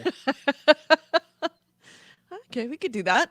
But could you do How that do you on not have would you have to be beard? in could you do that on like a YouTube esque, StreamYard esque thing? That would be not really. That'd be tough Yeah. because you need to see the cards in front of you. That's a problem. Yeah, but that's what I'm saying. Just like in terms of like, I don't know. Maybe I'll bring it to the next PAX or something. Yeah. All right. Well, we will think that over. Miles, your suggestion is taken into Yeah. account, and I'm putting my We head to put it that. on file. Or any of that werewolf Yeah. game. Remember that? That's always a good thing to play. That Where would you be choose hard. cards. Maybe, but three that's people's also really not enough to well, no, we'd do have to get like try to get more that. people We'd involved. have to get a lot of people involved, and Mhm. that would be very challenging to do in this world. Yeah. Yeah. All right. But I'm trying to think of things because like I could hold up a card for you to see, and it's like, okay, that's what you are, and then at least then you would know. Like that's a way to play this What would card be? game over I the don't know. internet. Maybe I'm thinking the wrong way, but what would Mm. be kind of fun if, like, if okay, so next to DM, let's just say, okay, you guys walk into a cave and the boulder falls behind you, and then me and you got to try to figure out like where to go in this cave. Like, okay, what do we see? If I look up here, oh, there's a plant. Can we climb up on the plant? And so like trying to almost You like. try. I mean, yeah, well, that's what I was thinking, something like that, where we wouldn't necessarily have to have all these fancy things going on. If we could, like, okay, now we get attacked. Let's roll the dice, see if we can get out of here. And And yeah, that's how is more that classic different? Dungeons and Dragons. Yeah, how is that different Mm. than Dungeons and Dragons? that's what I'm saying. It is, but the one I played was not like that. Right. It was. Well, you played a not a good one. Don't look at I it. had to, I was an what hour and a Dungeons half and Dragons setting up is. my character, and I shot a lightning bolt, and he's like, "Yeah, now you have to wait 24 hours before you can shoot a lightning bolt again." Thanks for telling me after I shot my one lightning bolt. I don't want that. That's not fun. I want to have fun. Tell I me want. you had a bad game. I want to. Don't hold it against Dungeons and Dragons for having someone. No, I'm not. But it wasn't what I thought, and There was that one thing we were looking at, Edie. Remember that we were putting together at PAX? they have to I have an still have online. all that stuff saved. They must have an online way of Remember playing the it. game we were putting together? The game we were putting together, is that the thing that we stayed up all night working on? Yeah. On The I email. still- Yes. I still got all that stuff too. I still do. I do too. I have Okay. it's right there on that table behind me is the paper bag because we didn't have any paper. Okay, We yeah, actually- like we could try to start that up again and do that. I can ask my dad to record some stuff. Yep, that'd be good. Okay. Moving Look right into along. that. Moving right along. So, news. Do we want to hit some news? Sure. All right, let's hit it. Right. News All right, happened. well, hold on a second. I gotta go to where the news sounder is, and let's hit the news.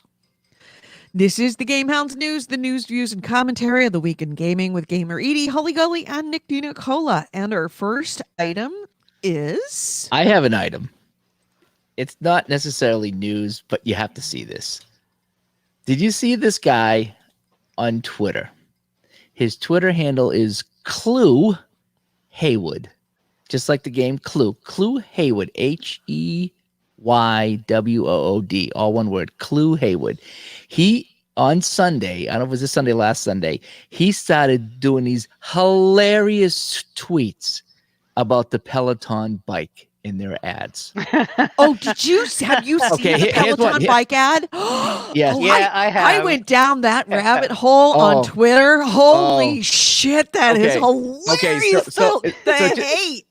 to give an idea, there's this Peloton bike on this nice, wooden thing. It's beautiful, right?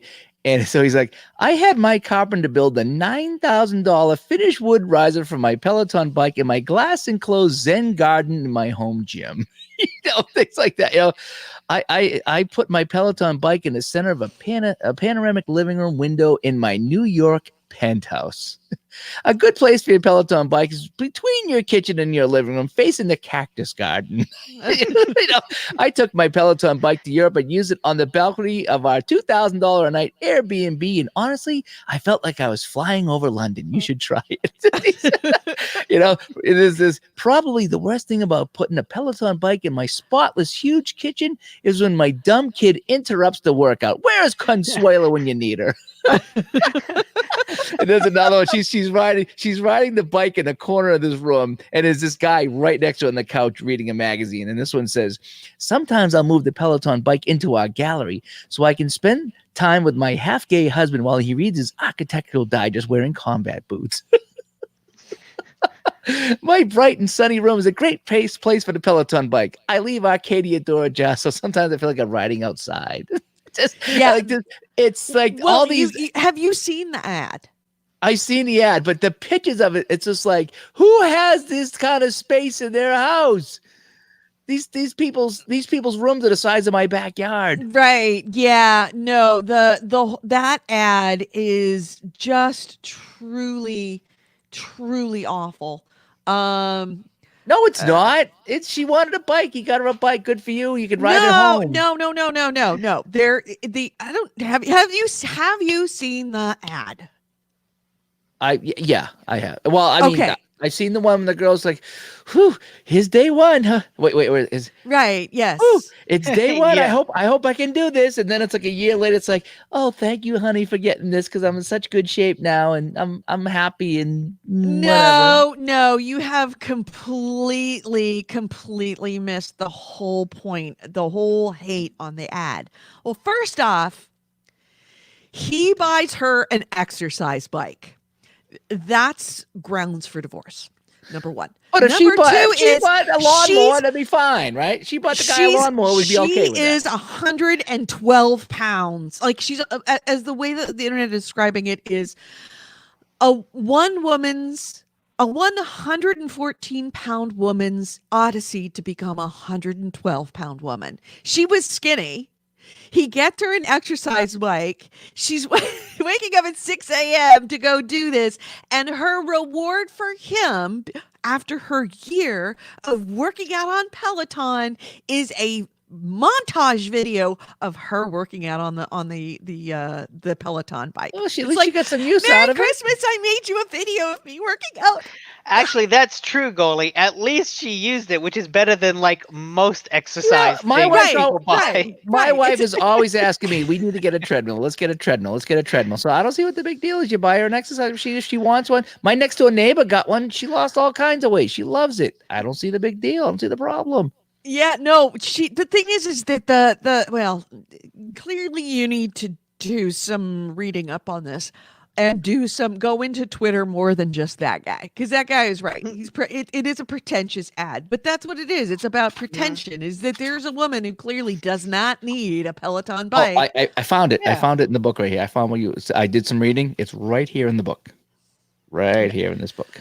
So yeah. Anyway, the Peloton ad is getting so much hate. But the tweets are just this guy's just roasting the ad. Oh, I took it. Oh, with it's me. not just one guy. It's look up, do yourself a favor, do a hashtag and look up Peloton ad. Yeah. The Is stock getting- actually fell a little bit. They're getting killed on Twitter. Peloton has become the new hate. In fact, a lot of people on Twitter are like, you know what? red state, blue state, Republican, Democrat. Can't we all just agree that we all hate the Peloton ad? And everybody's like, yes, we can all agree. This is a universal hate. We all hate the Peloton ad. There's so much wrong about that ad. It's kind of hard to unpack. So yeah, the Peloton ad is the new it's the new universe. It's the new zombies. Where like all of a sudden we get together to fight a universal evil. That's the Peloton ad for Christmas.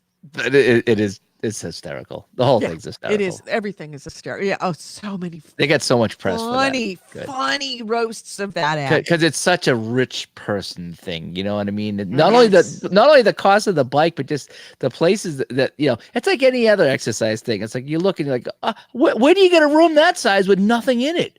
Yeah. You can fit 6 families in that room. It's my biking room. I put all my bikes in there. I know, right? So, any video game news? Yeah, I've got some. Okay. On the PSN, the Resident Evil 3 remake cover art has leaked. And they probably took it down, but I remember a couple months ago, after the Resident Evil 2 remake came out, there was a little rumors that they were going to do the same thing for Resident Evil 3. And looking at this cover art, they definitely are. So basically, imagine like a modern, ground up, graphics of today's game for Resident Evil 3. So that could be really cool, because that game was fine back then, but it kind of felt weird because you spent a lot of time running from like a big nemesis monster. But they did that really well in Resident Evil 2. So, if they do that for 3, that's pretty good. That's another game that I'd instantly buy, because that Resident Evil 2 remake was fantastic. Yeah. I'm glad they're doing this. I would be excited to see them do this for all of the old Resident Evil games. Yeah, I could definitely wouldn't mind that at all. Let's see, what have I got? Remember we talked about last week how the Steam controller, they were discontinuing it and blowing it out the door on Steam to get rid of it. And apparently it is now Valve sold through all of the stock that they had of the Steam controllers. So essentially, I think they were selling it for like $10, super duper cheap, just to clearance deal them out. Sold them all out, and apparently they were cut down to $5, so you could buy one for $5 to do it to offload. So many orders were placed that they actually ended up selling more of them at $5 than they actually had. Oh no. So they're not making anymore. So they had to cancel a ton of orders of people who were trying to buy them as a closeout deal. So Are they discontinuing that altogether? Are they coming up with a better one? no, they're just getting rid of it. They're done. I think I have one. I actually like it. A lot of people liked it, especially people that had disabilities, because it was the most programmable and customizable of any of the controllers. So yeah, there it is right there. It's the Steam controller. Well, it is now a collector's item because what I like about it is there's the things are clickable here. The thumbsticks that you can see they're clickable, but they're also, you can move your thumb over it. Oh, there's the camera here. You can move your thumb over it like it's a mouse. Because I always had problems with mouse and keyboard games. So with this, I could use my controller with my thumbs just gliding over it like it was a mouse and a keyboard or a mouse. And it worked. It works well. It does. Yeah. Yeah. There was a couple adventure. I mean, I don't know if I'd use it for combat games, but there was a couple adventure games I was just walking around with that the controller wouldn't work, a regular controller, but this would work. And I was like, I could actually play some of these games. So for me, it worked. Well, if you want to buy one, you might want to look on eBay. I'm sure a bunch of people who bought them for $5 are selling them for $15 or more.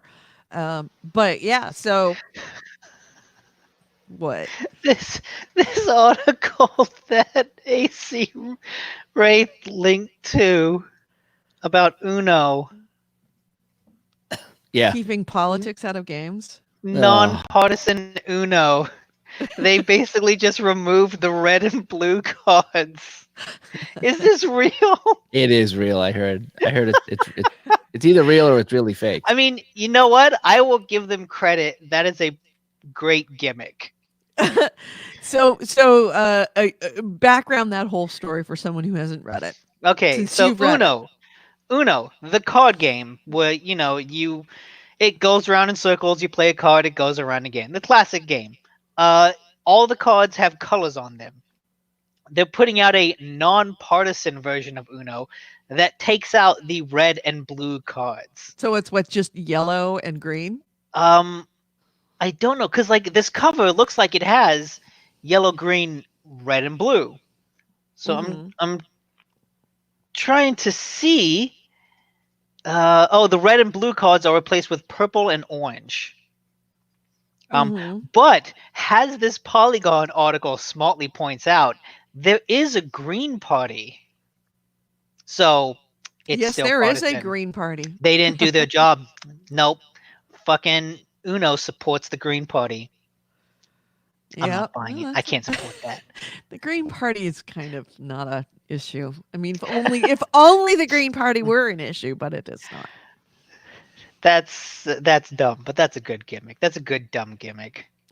Yeah, I'm trying to look. There really isn't a lot of news going on this week. Do you? Can you mark it the AC Wraith comment? He says they left the green card in a game you speak Spanish to win. Oh, I just got that. That's Yeah. that's Nicely done. Well done. AC Wraith said his cousin's order for the Steam controller was canceled. Yeah, they're canceling a ton of them because they sold too many. They don't have them anymore. Actually, I have another thing about Valve. Yeah. A week or so ago, I talked about how the Camposanto team, all of their Twitter bios had been changed to remove "In the Valley of the Gods." Right. Yes. In fact, I was just about to bring that up myself. I literally just pulled that up on my screen. Yeah, so now they have come out and said that it's on hold. It's officially on hold. It's not outright canceled, but I guess all of the developers are busy working on Half-Life Alyx and also Dota Underlords and other Valve products. Right. And that's very disappointing. It just seems like it's a place Valve is where games go to die. And it's unfortunate because that game looked cool, and I want to see what Camposanto could do. But it seems like they just that group just kind of got dissolved into the larger hierarchy that is Valve. And it makes me kind of angry at Valve. It's one thing to have your own team make something like Left 4 Dead, and then just decide. But also, and that wasn't their own and just team. decide not. But yeah, true. Like they bought the company that made Left 4 Dead. But Left 4 Dead was created under them. They actually Yes. put out that game. But like what I saw And this it's in one another thing place. to have this IP that Portal belongs did to They did the you. same thing with Portal. Right. They But- buy groups that make these interesting games, put them out, And and then nothing else ever happens. Right. And it drives me nuts that Steam does that. It's almost like, Valve does that. It's almost like Valve, in many ways, is anti-gaming, which is kind of doesn't make sense because, of course, Steam is so huge in gaming. But Valve does more to destroy good studios and good titles than it does to help good studios and good titles. I mean, So Valve and is not to be trusted. It really isn't. So it Not seems as a like publisher. this also has a lot to do with how Valve is structured internally. And the way it works is that you can basically work on any project you want. Like the idea is that at Valve, I'm writing one thing. Tomorrow I can decide I want to go work on Dota Underlords, and then the next day I can be like, you know what? Actually, I want to go work on Half-Life Alex. Like you decide what you want to do at any moment, and because of that, it just seemed like a lot of people kind of decided not to work on in the what was it in the Valley of Gods? Yeah, in the Valley of Gods. Yeah, in the Valley Um, of Gods. Yeah. the statement from the CEO, the co-founder, Jake Rodkin, he said, "quote You hear a lot about how at Valve you can work on what you want. It turns out that's true, and there's a lot of work available. As we integrated ourselves into Valve, it became clear there was a lot of valuable work to be done on Half-Life Alyx. Some of us started lending a hand and have since become full-time on the project as it approaches launch. Similarly, some ex-campos are working on Dota Underlords, some are on Steam, and so on. So yeah, it just seems like it's like the idea of that Valve is not a place that puts out a lot of games seems very much because of that internal hierarchy. Because if you don't have a lot of people working on one project, it just flounders and languishes. And it seems like that's a lot of what happens at Valve is that a project gets started and then just kind of languishes as no one works on it. Right. Let's see. My next item. Do you remember the whole Riot Games discrimination Oh yeah. lawsuits? That was, what was it? Polygon did this really, really good, very detailed investigative report about sexism in Riot. And it was kind of over the top that there was this massive bro culture going on, that women were sexually harassed and repeatedly put down and not allowed to progress. And then there was a protest where more than 100 members of Riot actually walked out because the working environment was so toxic. And then there was the lawsuit that subsequently came up. Well, Riot has settled the lawsuit. Hmm. $10 million was the That's settlement. quite a big settlement, It's a especially for a game huge, company. right. It's a very big settlement for a game company. And it says a lot about how you don't settle for $10 million unless you're pretty sure that the lawsuit would cost you a lot more than $10 million. Hmm. So, yeah, $10 million settlement with about 1,000 women who worked there between 2014 and today. So it comes out, and it's not spread evenly. Some people will be getting more out of it. Some people getting less. It'll be based on what their income was, or their salary was, and also based on how long they worked there under that situation. So it comes out that anywhere between a little bit and a lot. Um, Full employees will get a minimum of $2,500. Temporary contractors at least $500. And that's around about $6.2 million is actually going to come to the employees after attorney's fees. So yeah, it was after about a year, because the employees sued Riot in 2018. Now, the thing that's kind of frustrating about this is that Riot hasn't really done anything to change its ways.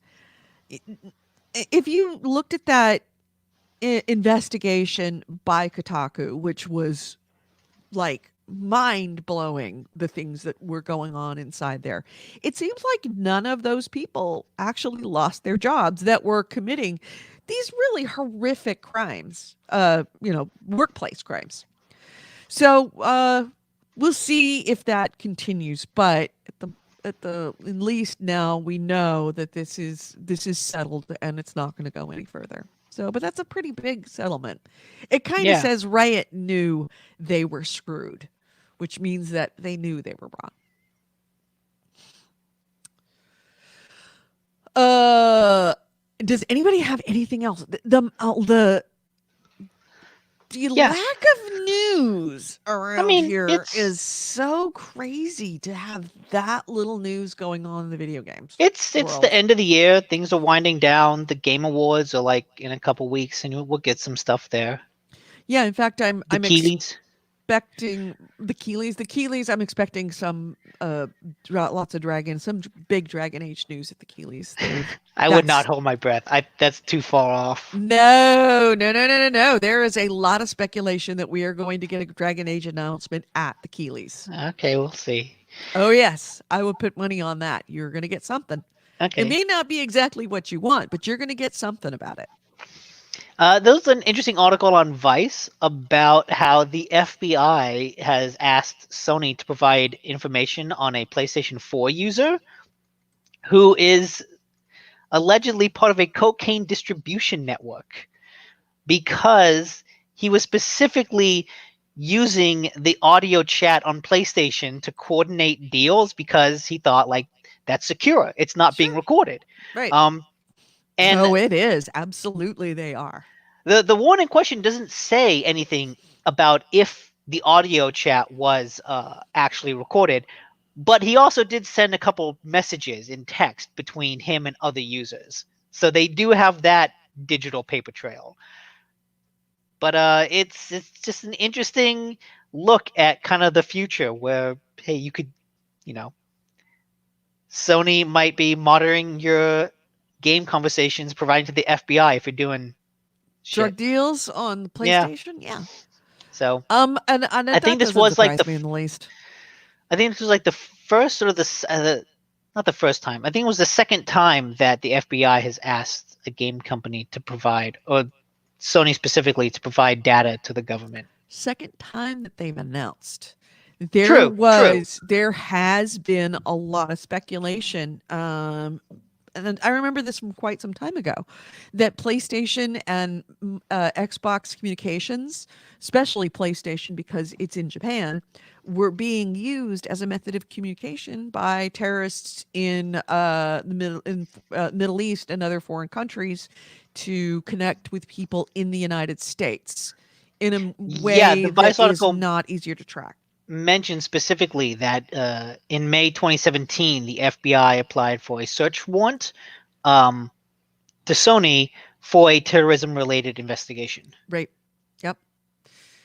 Because I mean, think about it. It's a lot. It's a way. It's a voice over IP for free, other than your monthly charge for Mhm. the gold or the um, But yeah, it's a very easy way to membership. communicate. Absolutely, you could absolutely, and you can share screens. You can't really share data, but you can send each other photographs and stuff. It's actually a very efficient way of communicating internationally. Yeah. So yeah, I'm looking and there is A couple just neat things. uh-huh. My friend Pedro is coming to Xbox Game Pass. Yes, it is. That used to be a Switch exclusive. Yeah. And I've heard my friend Pedro is so good. I mean, I've seen it. In fact, let me pull up some gameplay so you know just seeing it. I Mhm. think Goalie would be interested because you've never even looked at my friend Pedro. Have It you, looks Goalie? good and goofy. Goalie? Is he there? No, I said no. I was shaking my Oh, head okay. no. All I right. said Sorry, no. I'm I not didn't. looking at the screen. I'm actually looking in the other screen. My friend Pedro, we saw this at PAX.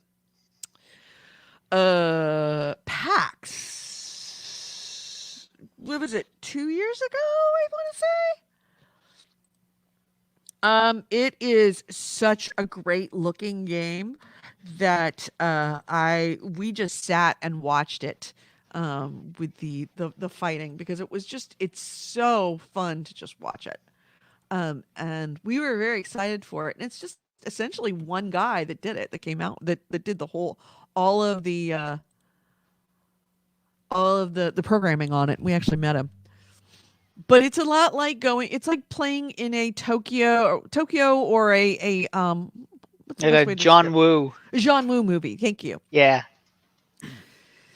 So I'm Game Pass is getting so tempting It really, really is. I mean, for a long time, I have been tempted to get an Xbox One S just for Game Pass. Yeah. Thankfully, I wanted to get it for Outer Wilds because Outer Wilds used to be a like Game Pass PC exclusive, but thankfully Uh-huh. it came to PS4, so What is I it didn't going have for to on spend all that money. PS4? How much is that for PS4 right now? The Um, Outer Wilds. Outer Wilds, I think it was maybe 25.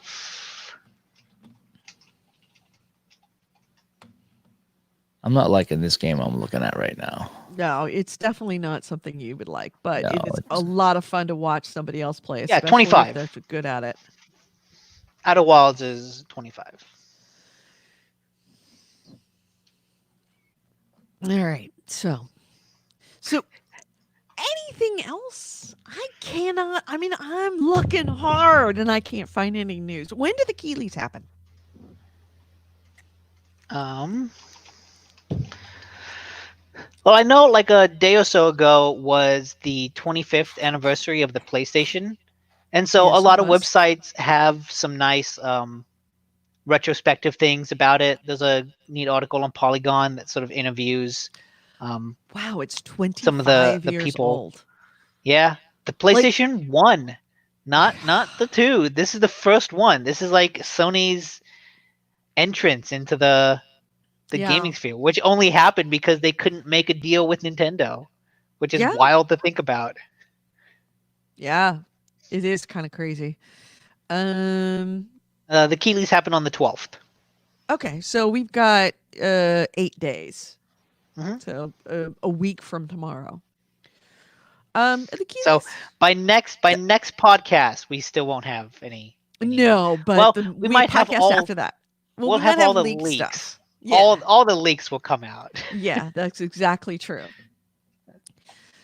Um okay, so yeah, it looks like this is actually fresh off the presses when I was talking about Dragon Age. You know that they've Mark Dara, who's the producer of Dragon Age, Mhm. has been kind of I don't want to say he's not really trolling. He's more like chumming the waters on a pretty regular basis on Twitter and making just essentially poking the dog just to see how much noise you can get out of it by putting stuff on Twitter to make people freak out a little bit. A couple of weeks ago, they released a little bit of a teaser with Solus talking about "Let's Have Tea," which put the Dragon Age fan base into conniption fits because, of course, everybody knows that plays Dragon Age. Solus doesn't like tea. Solus is one of the characters from Inquisition, where his story was kind of left a little unsettled. And then there was this little note saying, "Would you like, let's have tea?" And then it became like, "Wait a minute, what do you mean? He doesn't like tea." So, as of today, since then, Mark Dara, the producer, put out a bunch of tweets that said Dragon Age, Dragon Age, Dragon Age, Dragon Age, Dragon Age, Dragon Age, which of course made everybody flip out. And of course, he's enjoying that. So today, it looks like just now he posted a screenshot from Dragon Age 4, only it's super tiny.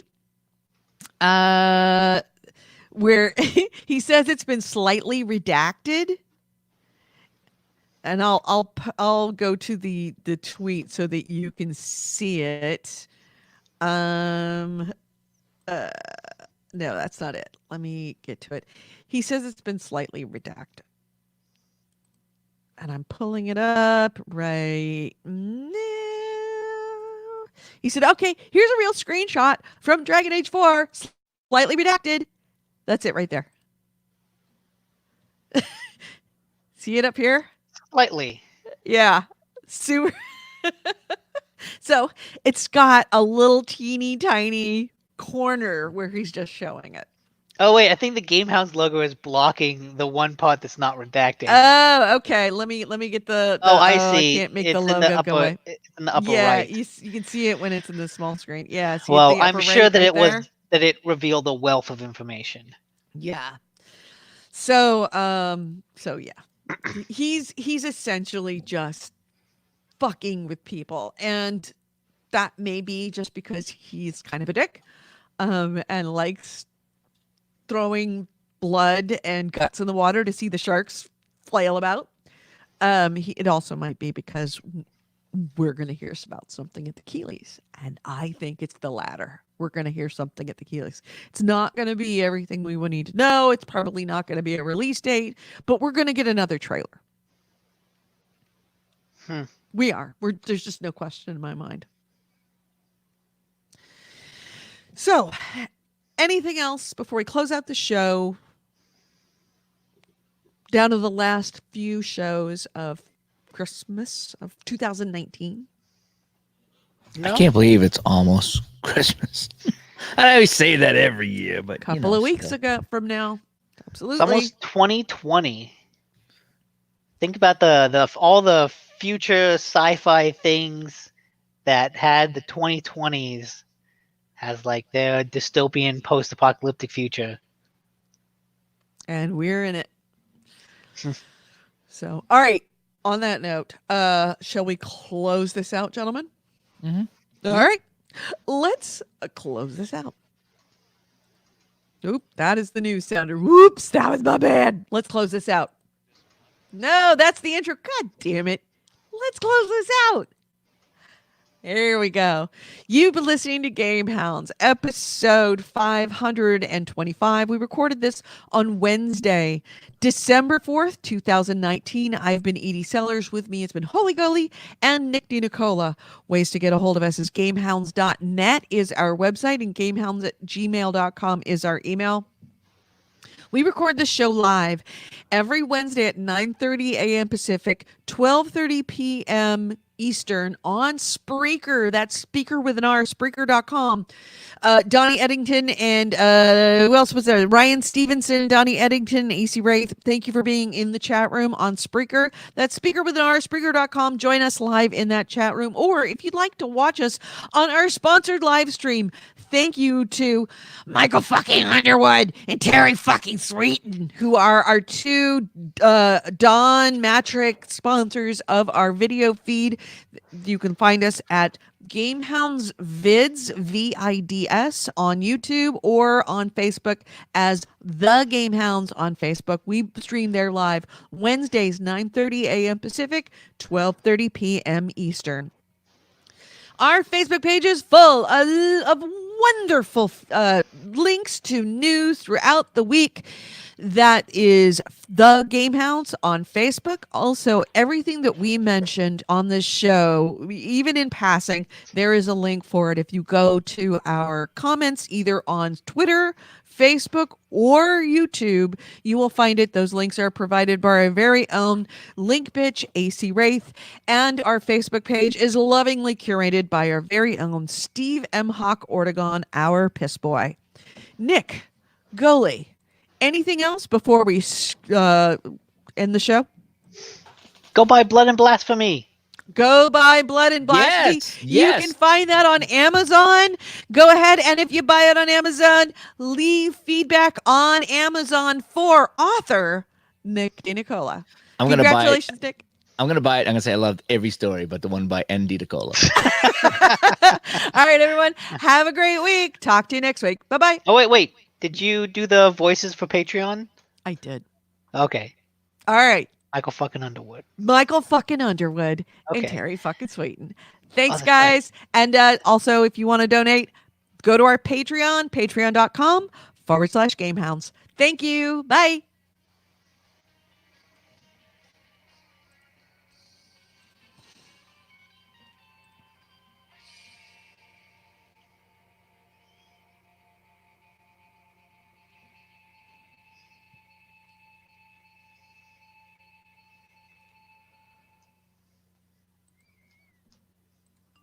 And we're out on the Twitter feed. We are still live on YouTube and Facebook.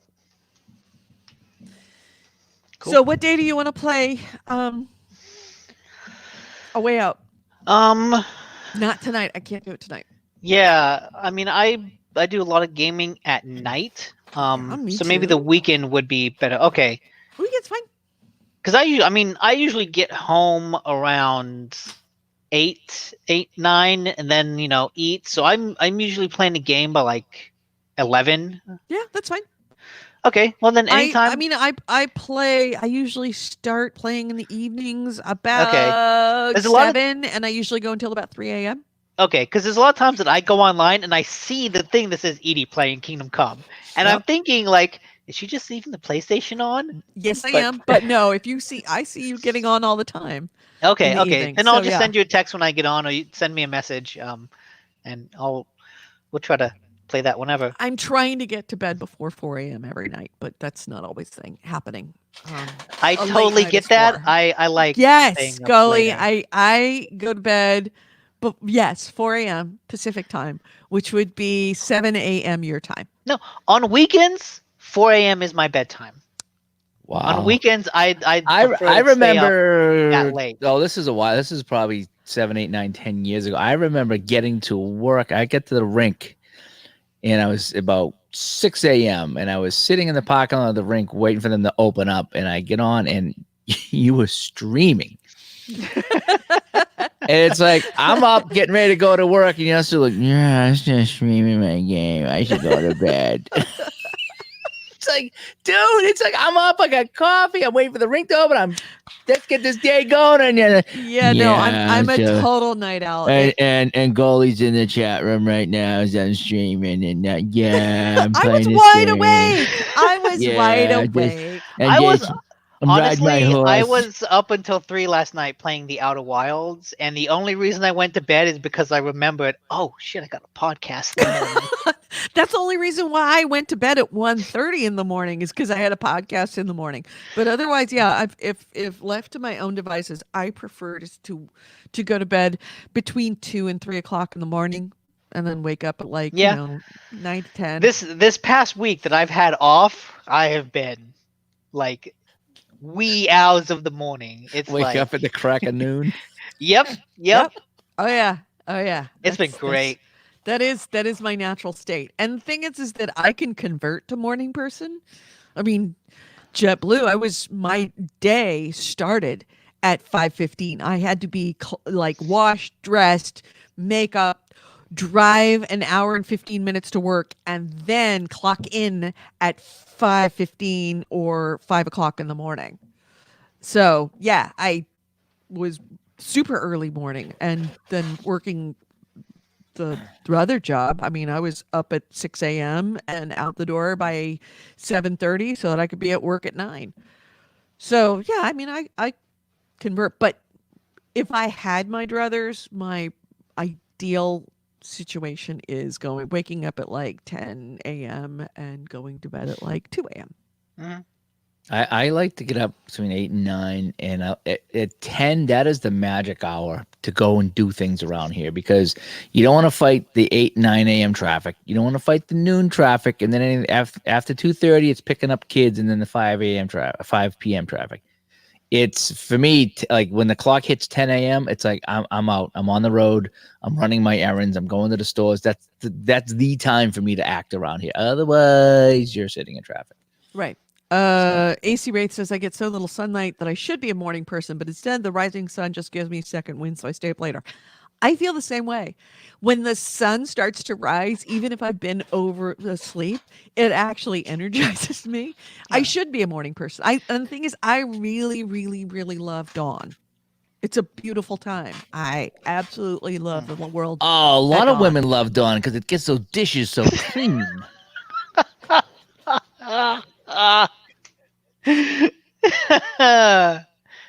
Well timed. That was good.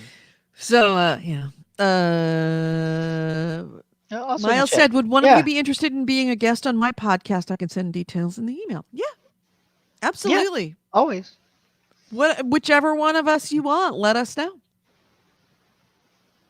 I recommend Gully.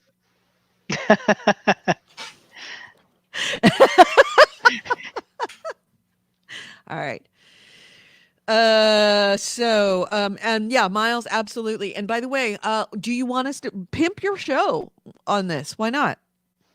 Oh yeah, tell us the name of the show. I didn't even know That would you be had good. a podcast until you just said that.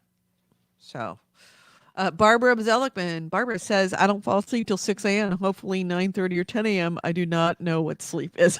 Ooh. A lot Yeah, of 6 night a.m. is owls in the game hounds. This is good. I'm amongst my people here. Oh, you are. Yeah.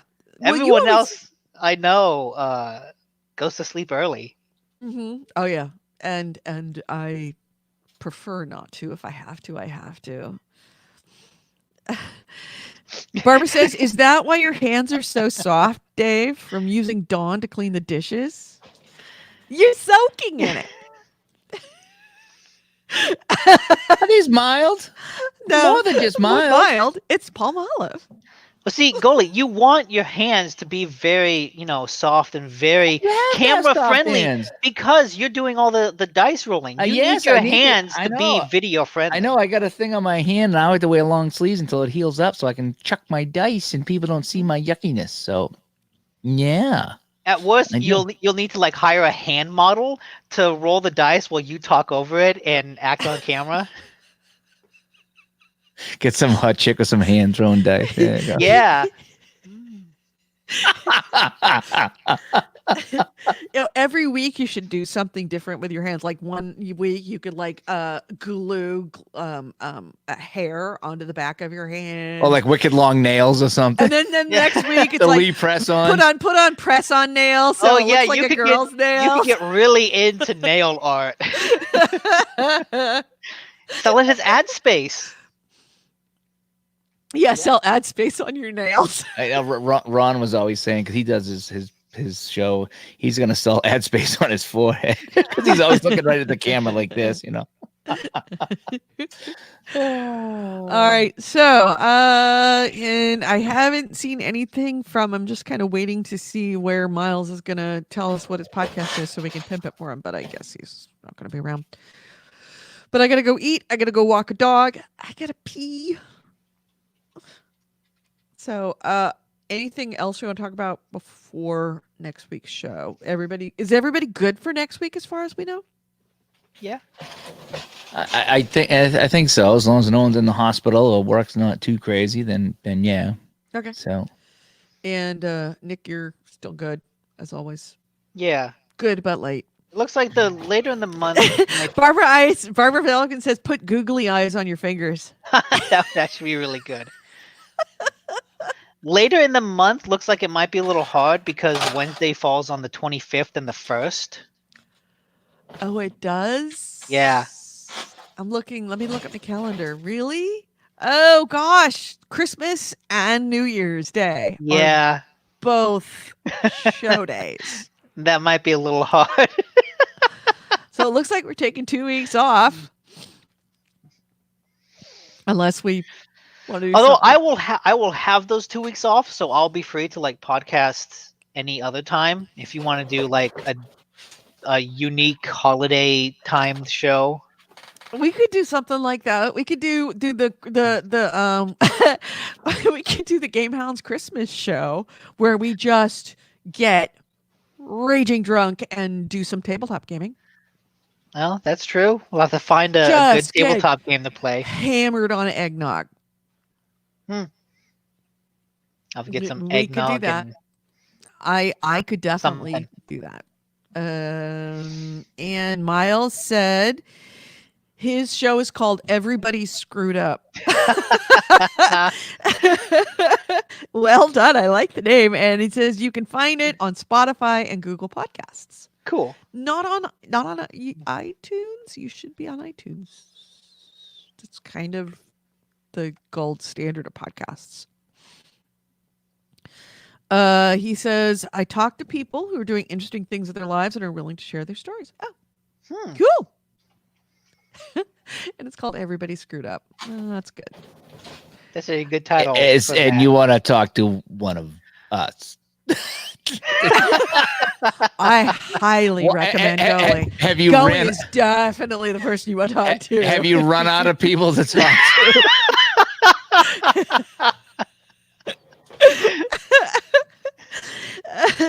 Anchor FM, anchor.fm /Miles Tales. MYLESTALES. Okay. Um, yeah, Bitter says, I'd love to see y'all drunk on camera. I could definitely do a Christmas drunk cast. Okay, we'll have to figure out a good game to play that we can do over the stream. Yeah. Yeah, if anybody can think of something, go ahead and send me a message. Actually, send us a message through our Facebook page because that alerts me right away because we have a short period of time to get to it. I do have this one game I got at PAX that actually got signed by the guy because he was just sitting at some random booth, kind of throwing out the packs, called Drunk Quest, and it's kind of like a very low key RPG-esque game. And it seems like you could play it over this because even though you need the cards, I could just take it and read out whatever card you picked is. You could like write down what your inventory is on some paper, and then whatever you pull, I'll just read it for you. That might be something. And that's because I'm just thinking of something fairly simple that we can communicate with through the audio Yeah. and video. That might work. Yeah, who should wait? Maybe I should ask family gamers. Family gamers might be able to give me an idea because that's all they do is tabletop games. But family gamers might be able to give me a good tabletop game suggestion for doing it over live stream and B drunk. I should say while drinking and proceeding to get very drunk. I think I can trust myself. That's also, I that's might also, puke, but I'm not gonna like get naked or anything. So that's I don't also have a part problem of with that. why I recommended Drunk Quest, because like drinking is included in the game. It's like a health potion, I think. Or we could play. You know what we could do? We could do the battleship game with the shot glasses battleship game. I don't remember that. Oh man, I'm gonna have to pull this up here. Let me see. I will pull it up. Battleship shot game.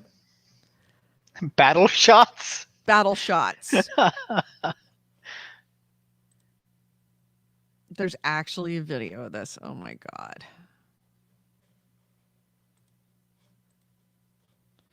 No. That's not it. There we go. The Battle Shots drinking game. I am looking for it here. These, of course, are very amateur videos. Here you go. Oh, this isn't the official Battle Shots No, game. not at all. We don't need an official Battle Shots game. No, but there is an official one. There is, but why would you do that when you could do it for... But we could definitely do this over Drunkcast. The problem is that we would need to... It's best if you can have a camera actually like this one is showing the... so it's actually showing where the ships are. Well, you don't want to do that because then you could see my ships. Oh, that's true. We would have to not see our own screens. If anything, you would have to like point it down at your desk where you are drawing your hits and misses. Yeah, that's true. We could do that. But yeah, or either that or we would just have to not see each other's screens. We would have to promise not to look at each other's screen. Not to look at the screen. Don't look. Don't look. So yeah, there's a possibility we could do that. What other good drinking games are there? What other good games do I have in there? Best table top games for drinking. Best tabletop games while drinking. 7 drinking board games to play with your friends. 23 games that are more fun to play while you're drunk. Tipsy Tower. No, I can't do that one. That's what she said. You know what we played at Thanksgiving? Me, Caitlin, and my parents. Back Off Buzzard. Do you know that game? That Mm-mm. old game? It's this really funny, simple kids game. Well, you pick cards to go around a arena, but there's a giant mechanical buzzard, and as you go around, there are temples that you'll hop up on. And at the end of every turn, you have to push the button to have the buzzard fly around, and it will dip randomly. And the claws are actually hooked so that they will pick up anyone on the tower and carry them away. And then you have to go back to start. It's a goofy, fun game. And that reminded me of another game that I used to play as a kid called Forbidden Bridge that I really wanted to play again because it's this awesome game where you're an explorer crossing a bridge to steal jewels and then crossing back. But at random times, the bridge will shake. And if it shakes, your guy could fall off into the water, or he could actually fall off and get caught on a hook and hang there. So he'll stay on the bridge, but his gem falls into the water. The only unfortunate thing, though, is I was looking on eBay for a complete set of Forbidden Bridge is like $100 now Oh my god. because it's never been reprinted. I think the cheapest I could find for a complete set, or like as close to complete as I could find, was like 60 to 70. Oh my god. It's like, wow. But now I really want to play Forbidden Bridge. Let's see. Drunk, stoned, or stupid calls out who in your friend group would be the one to do something like risk their life for a selfie. The more players, the merrier. And of course, you should offer the publicly shamed a condolence shot. No. Oh, there's the Golden Girls clue. We could play that.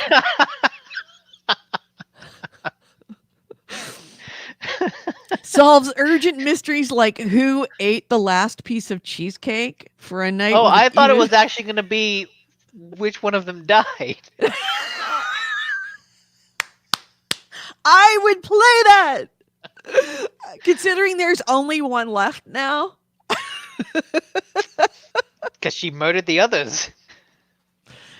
Let's see, 5 second. That's it. Looks like it's a physical game. Stranger Things Ouija. No. Escape room game gives you 60 minutes to enter the correct keys into the chrono decoder, and you guessed it, escape. Never have I ever. No. Utterly nonsense. Naughty Edition combines silly accents with ridiculous phrases. Accents like side mouth talker with ridiculous phrases. You're going to love the pictures I took of you while you were sleeping. Each person puts in a card for the designated actor to perform. You'll probably find the inspiration at the bottom of your glass. Oh, interesting. There's Exploding Kittens. Game of Thrones clue. I can think of a fun one that's like kind of a storytelling game, but you need to see the cards for that. It's one we played at PAX called Someone Has Died. Well, I like don't remember that. you're. Oh, then also you can't play it 2-player because someone has to be the dungeon master.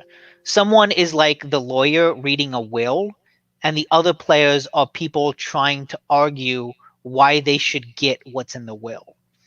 And the cards are all sorts of, weird, funny, stupid things. Yeah. I don't know that Goalie be that good at it because it requires a lot of imagination. And Goalie's a lot of things, but not very well. It's true.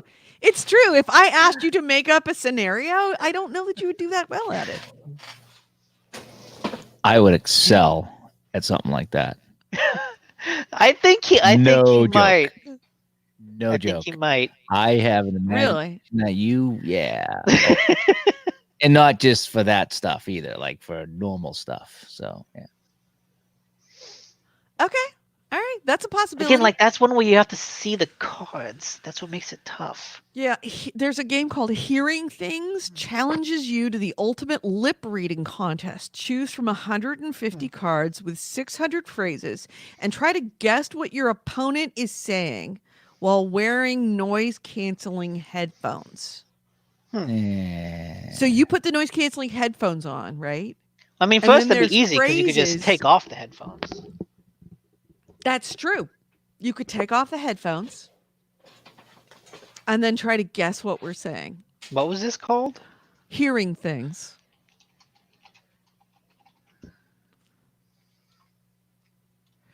Most likely to gets easier with each drink, and when you can finally tell Karen that every time she talks about her vino in Florence, you feel the need for Bacardi 151.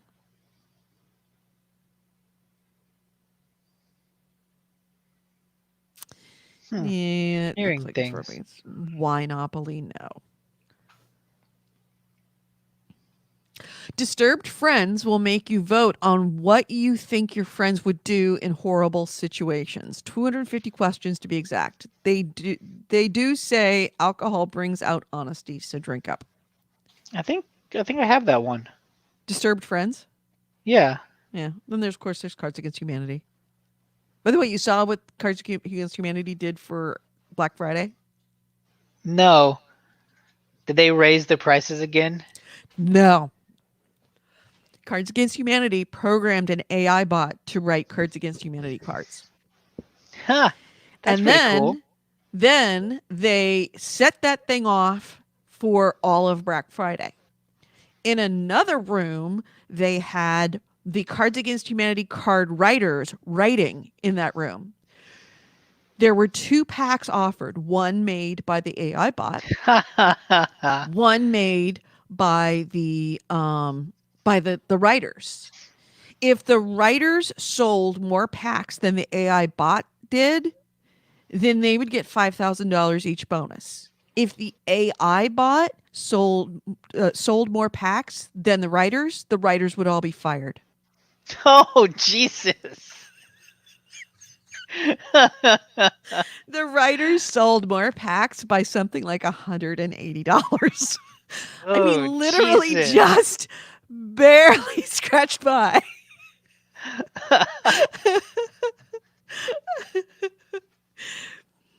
So yeah, just barely made it. So the writers survived and did not lose their jobs, and they would have. And it's Cards Against Humanity. They would have totally done it because that's what they do. Mhm.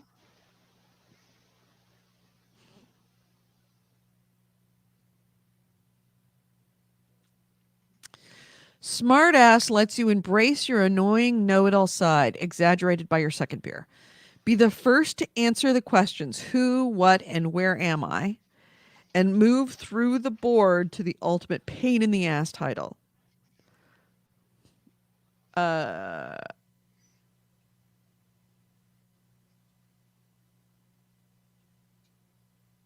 that might be one where you get and you have to like see the cards.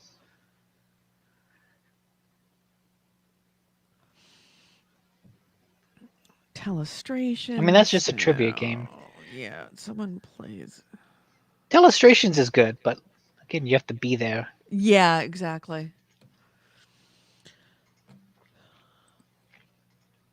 Anybody in the chat room have? Let's see, not a suggestion for the show, but I recently started playing Star Wars Edge of the Empire and love it. Everyone could stream on Twitch, and then viewers could use a multi-Twitch viewer. Yeah, we could do that.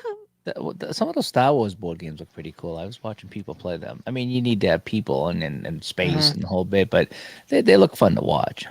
There was a cool Star Wars game at PAX I was watching someone play once that had like, it wasn't a board, it was like a big cloth sheet, but it was like space, and it was about TIE fighters and X-Wings circling around each other. It was a dogfighting board game. Yeah, yeah. And like you actually had plastic things that showed how far you could move in a turn, how much you could turn, and I got a looked friend really on neat.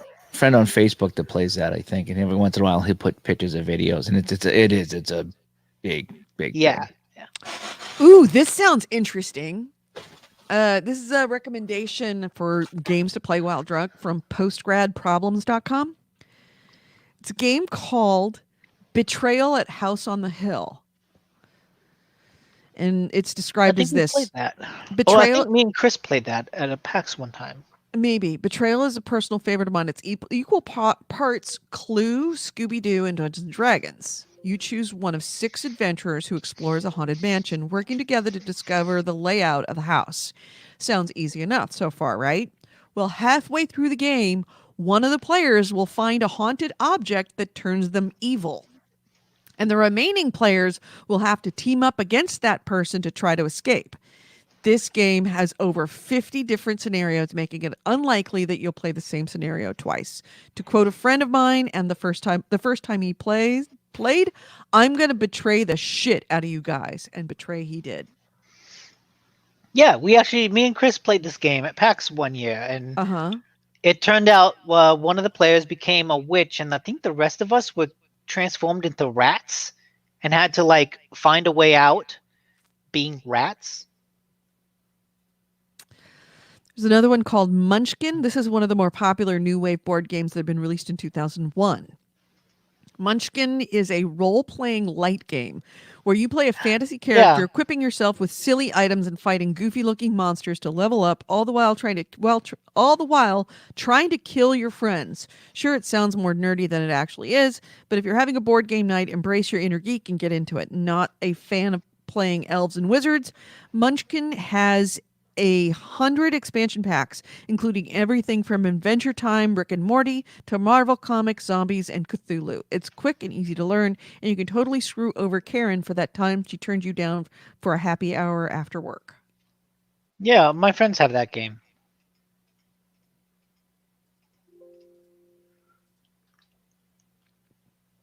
Okay, I need to take off. Yeah, me too. But we will figure out what Interesting. game we're going to play and do this over time. yeah,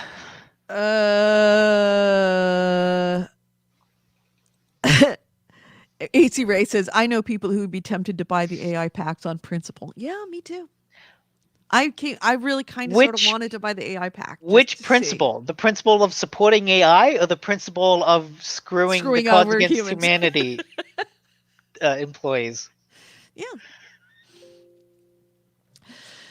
Oh, and they also, by the way, Cards Against Humanity, they live streamed the whole thing for 18 hours. Mm. Of the writers writing in the room and the AI bot just.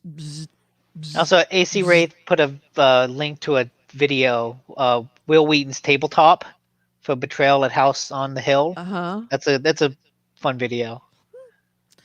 I might have to do some research. So yeah, let's figure this out for a Christmas show, because I don't think I'm going anywhere. Are you going anywhere for Christmas? For the Christmas day and maybe the day after, I'm gonna go to Modesto to hang out with Caitlin's family. But not Christmas Eve, right?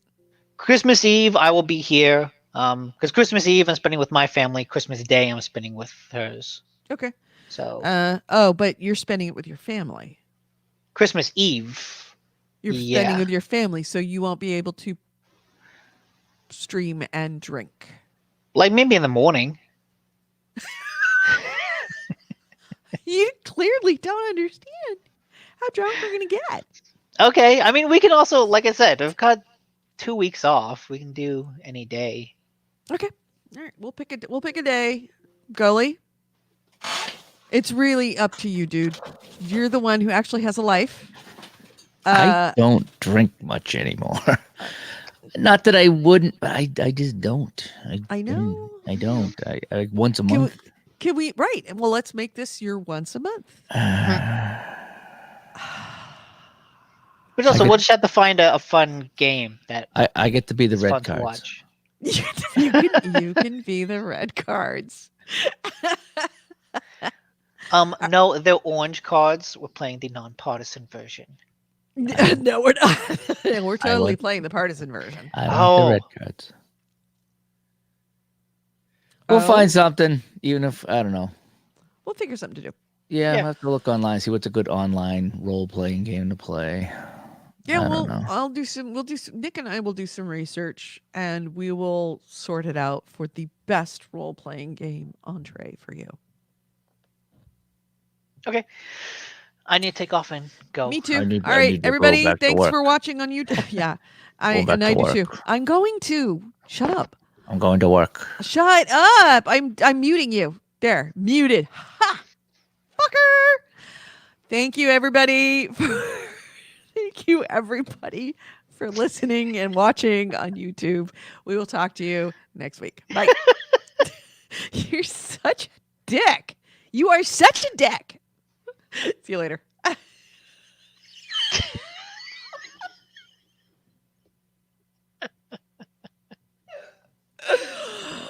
See, we're already playing that game. What was it? I could hardly hear you. The one with the noise canceling headphones. There you go. You. Hearing things.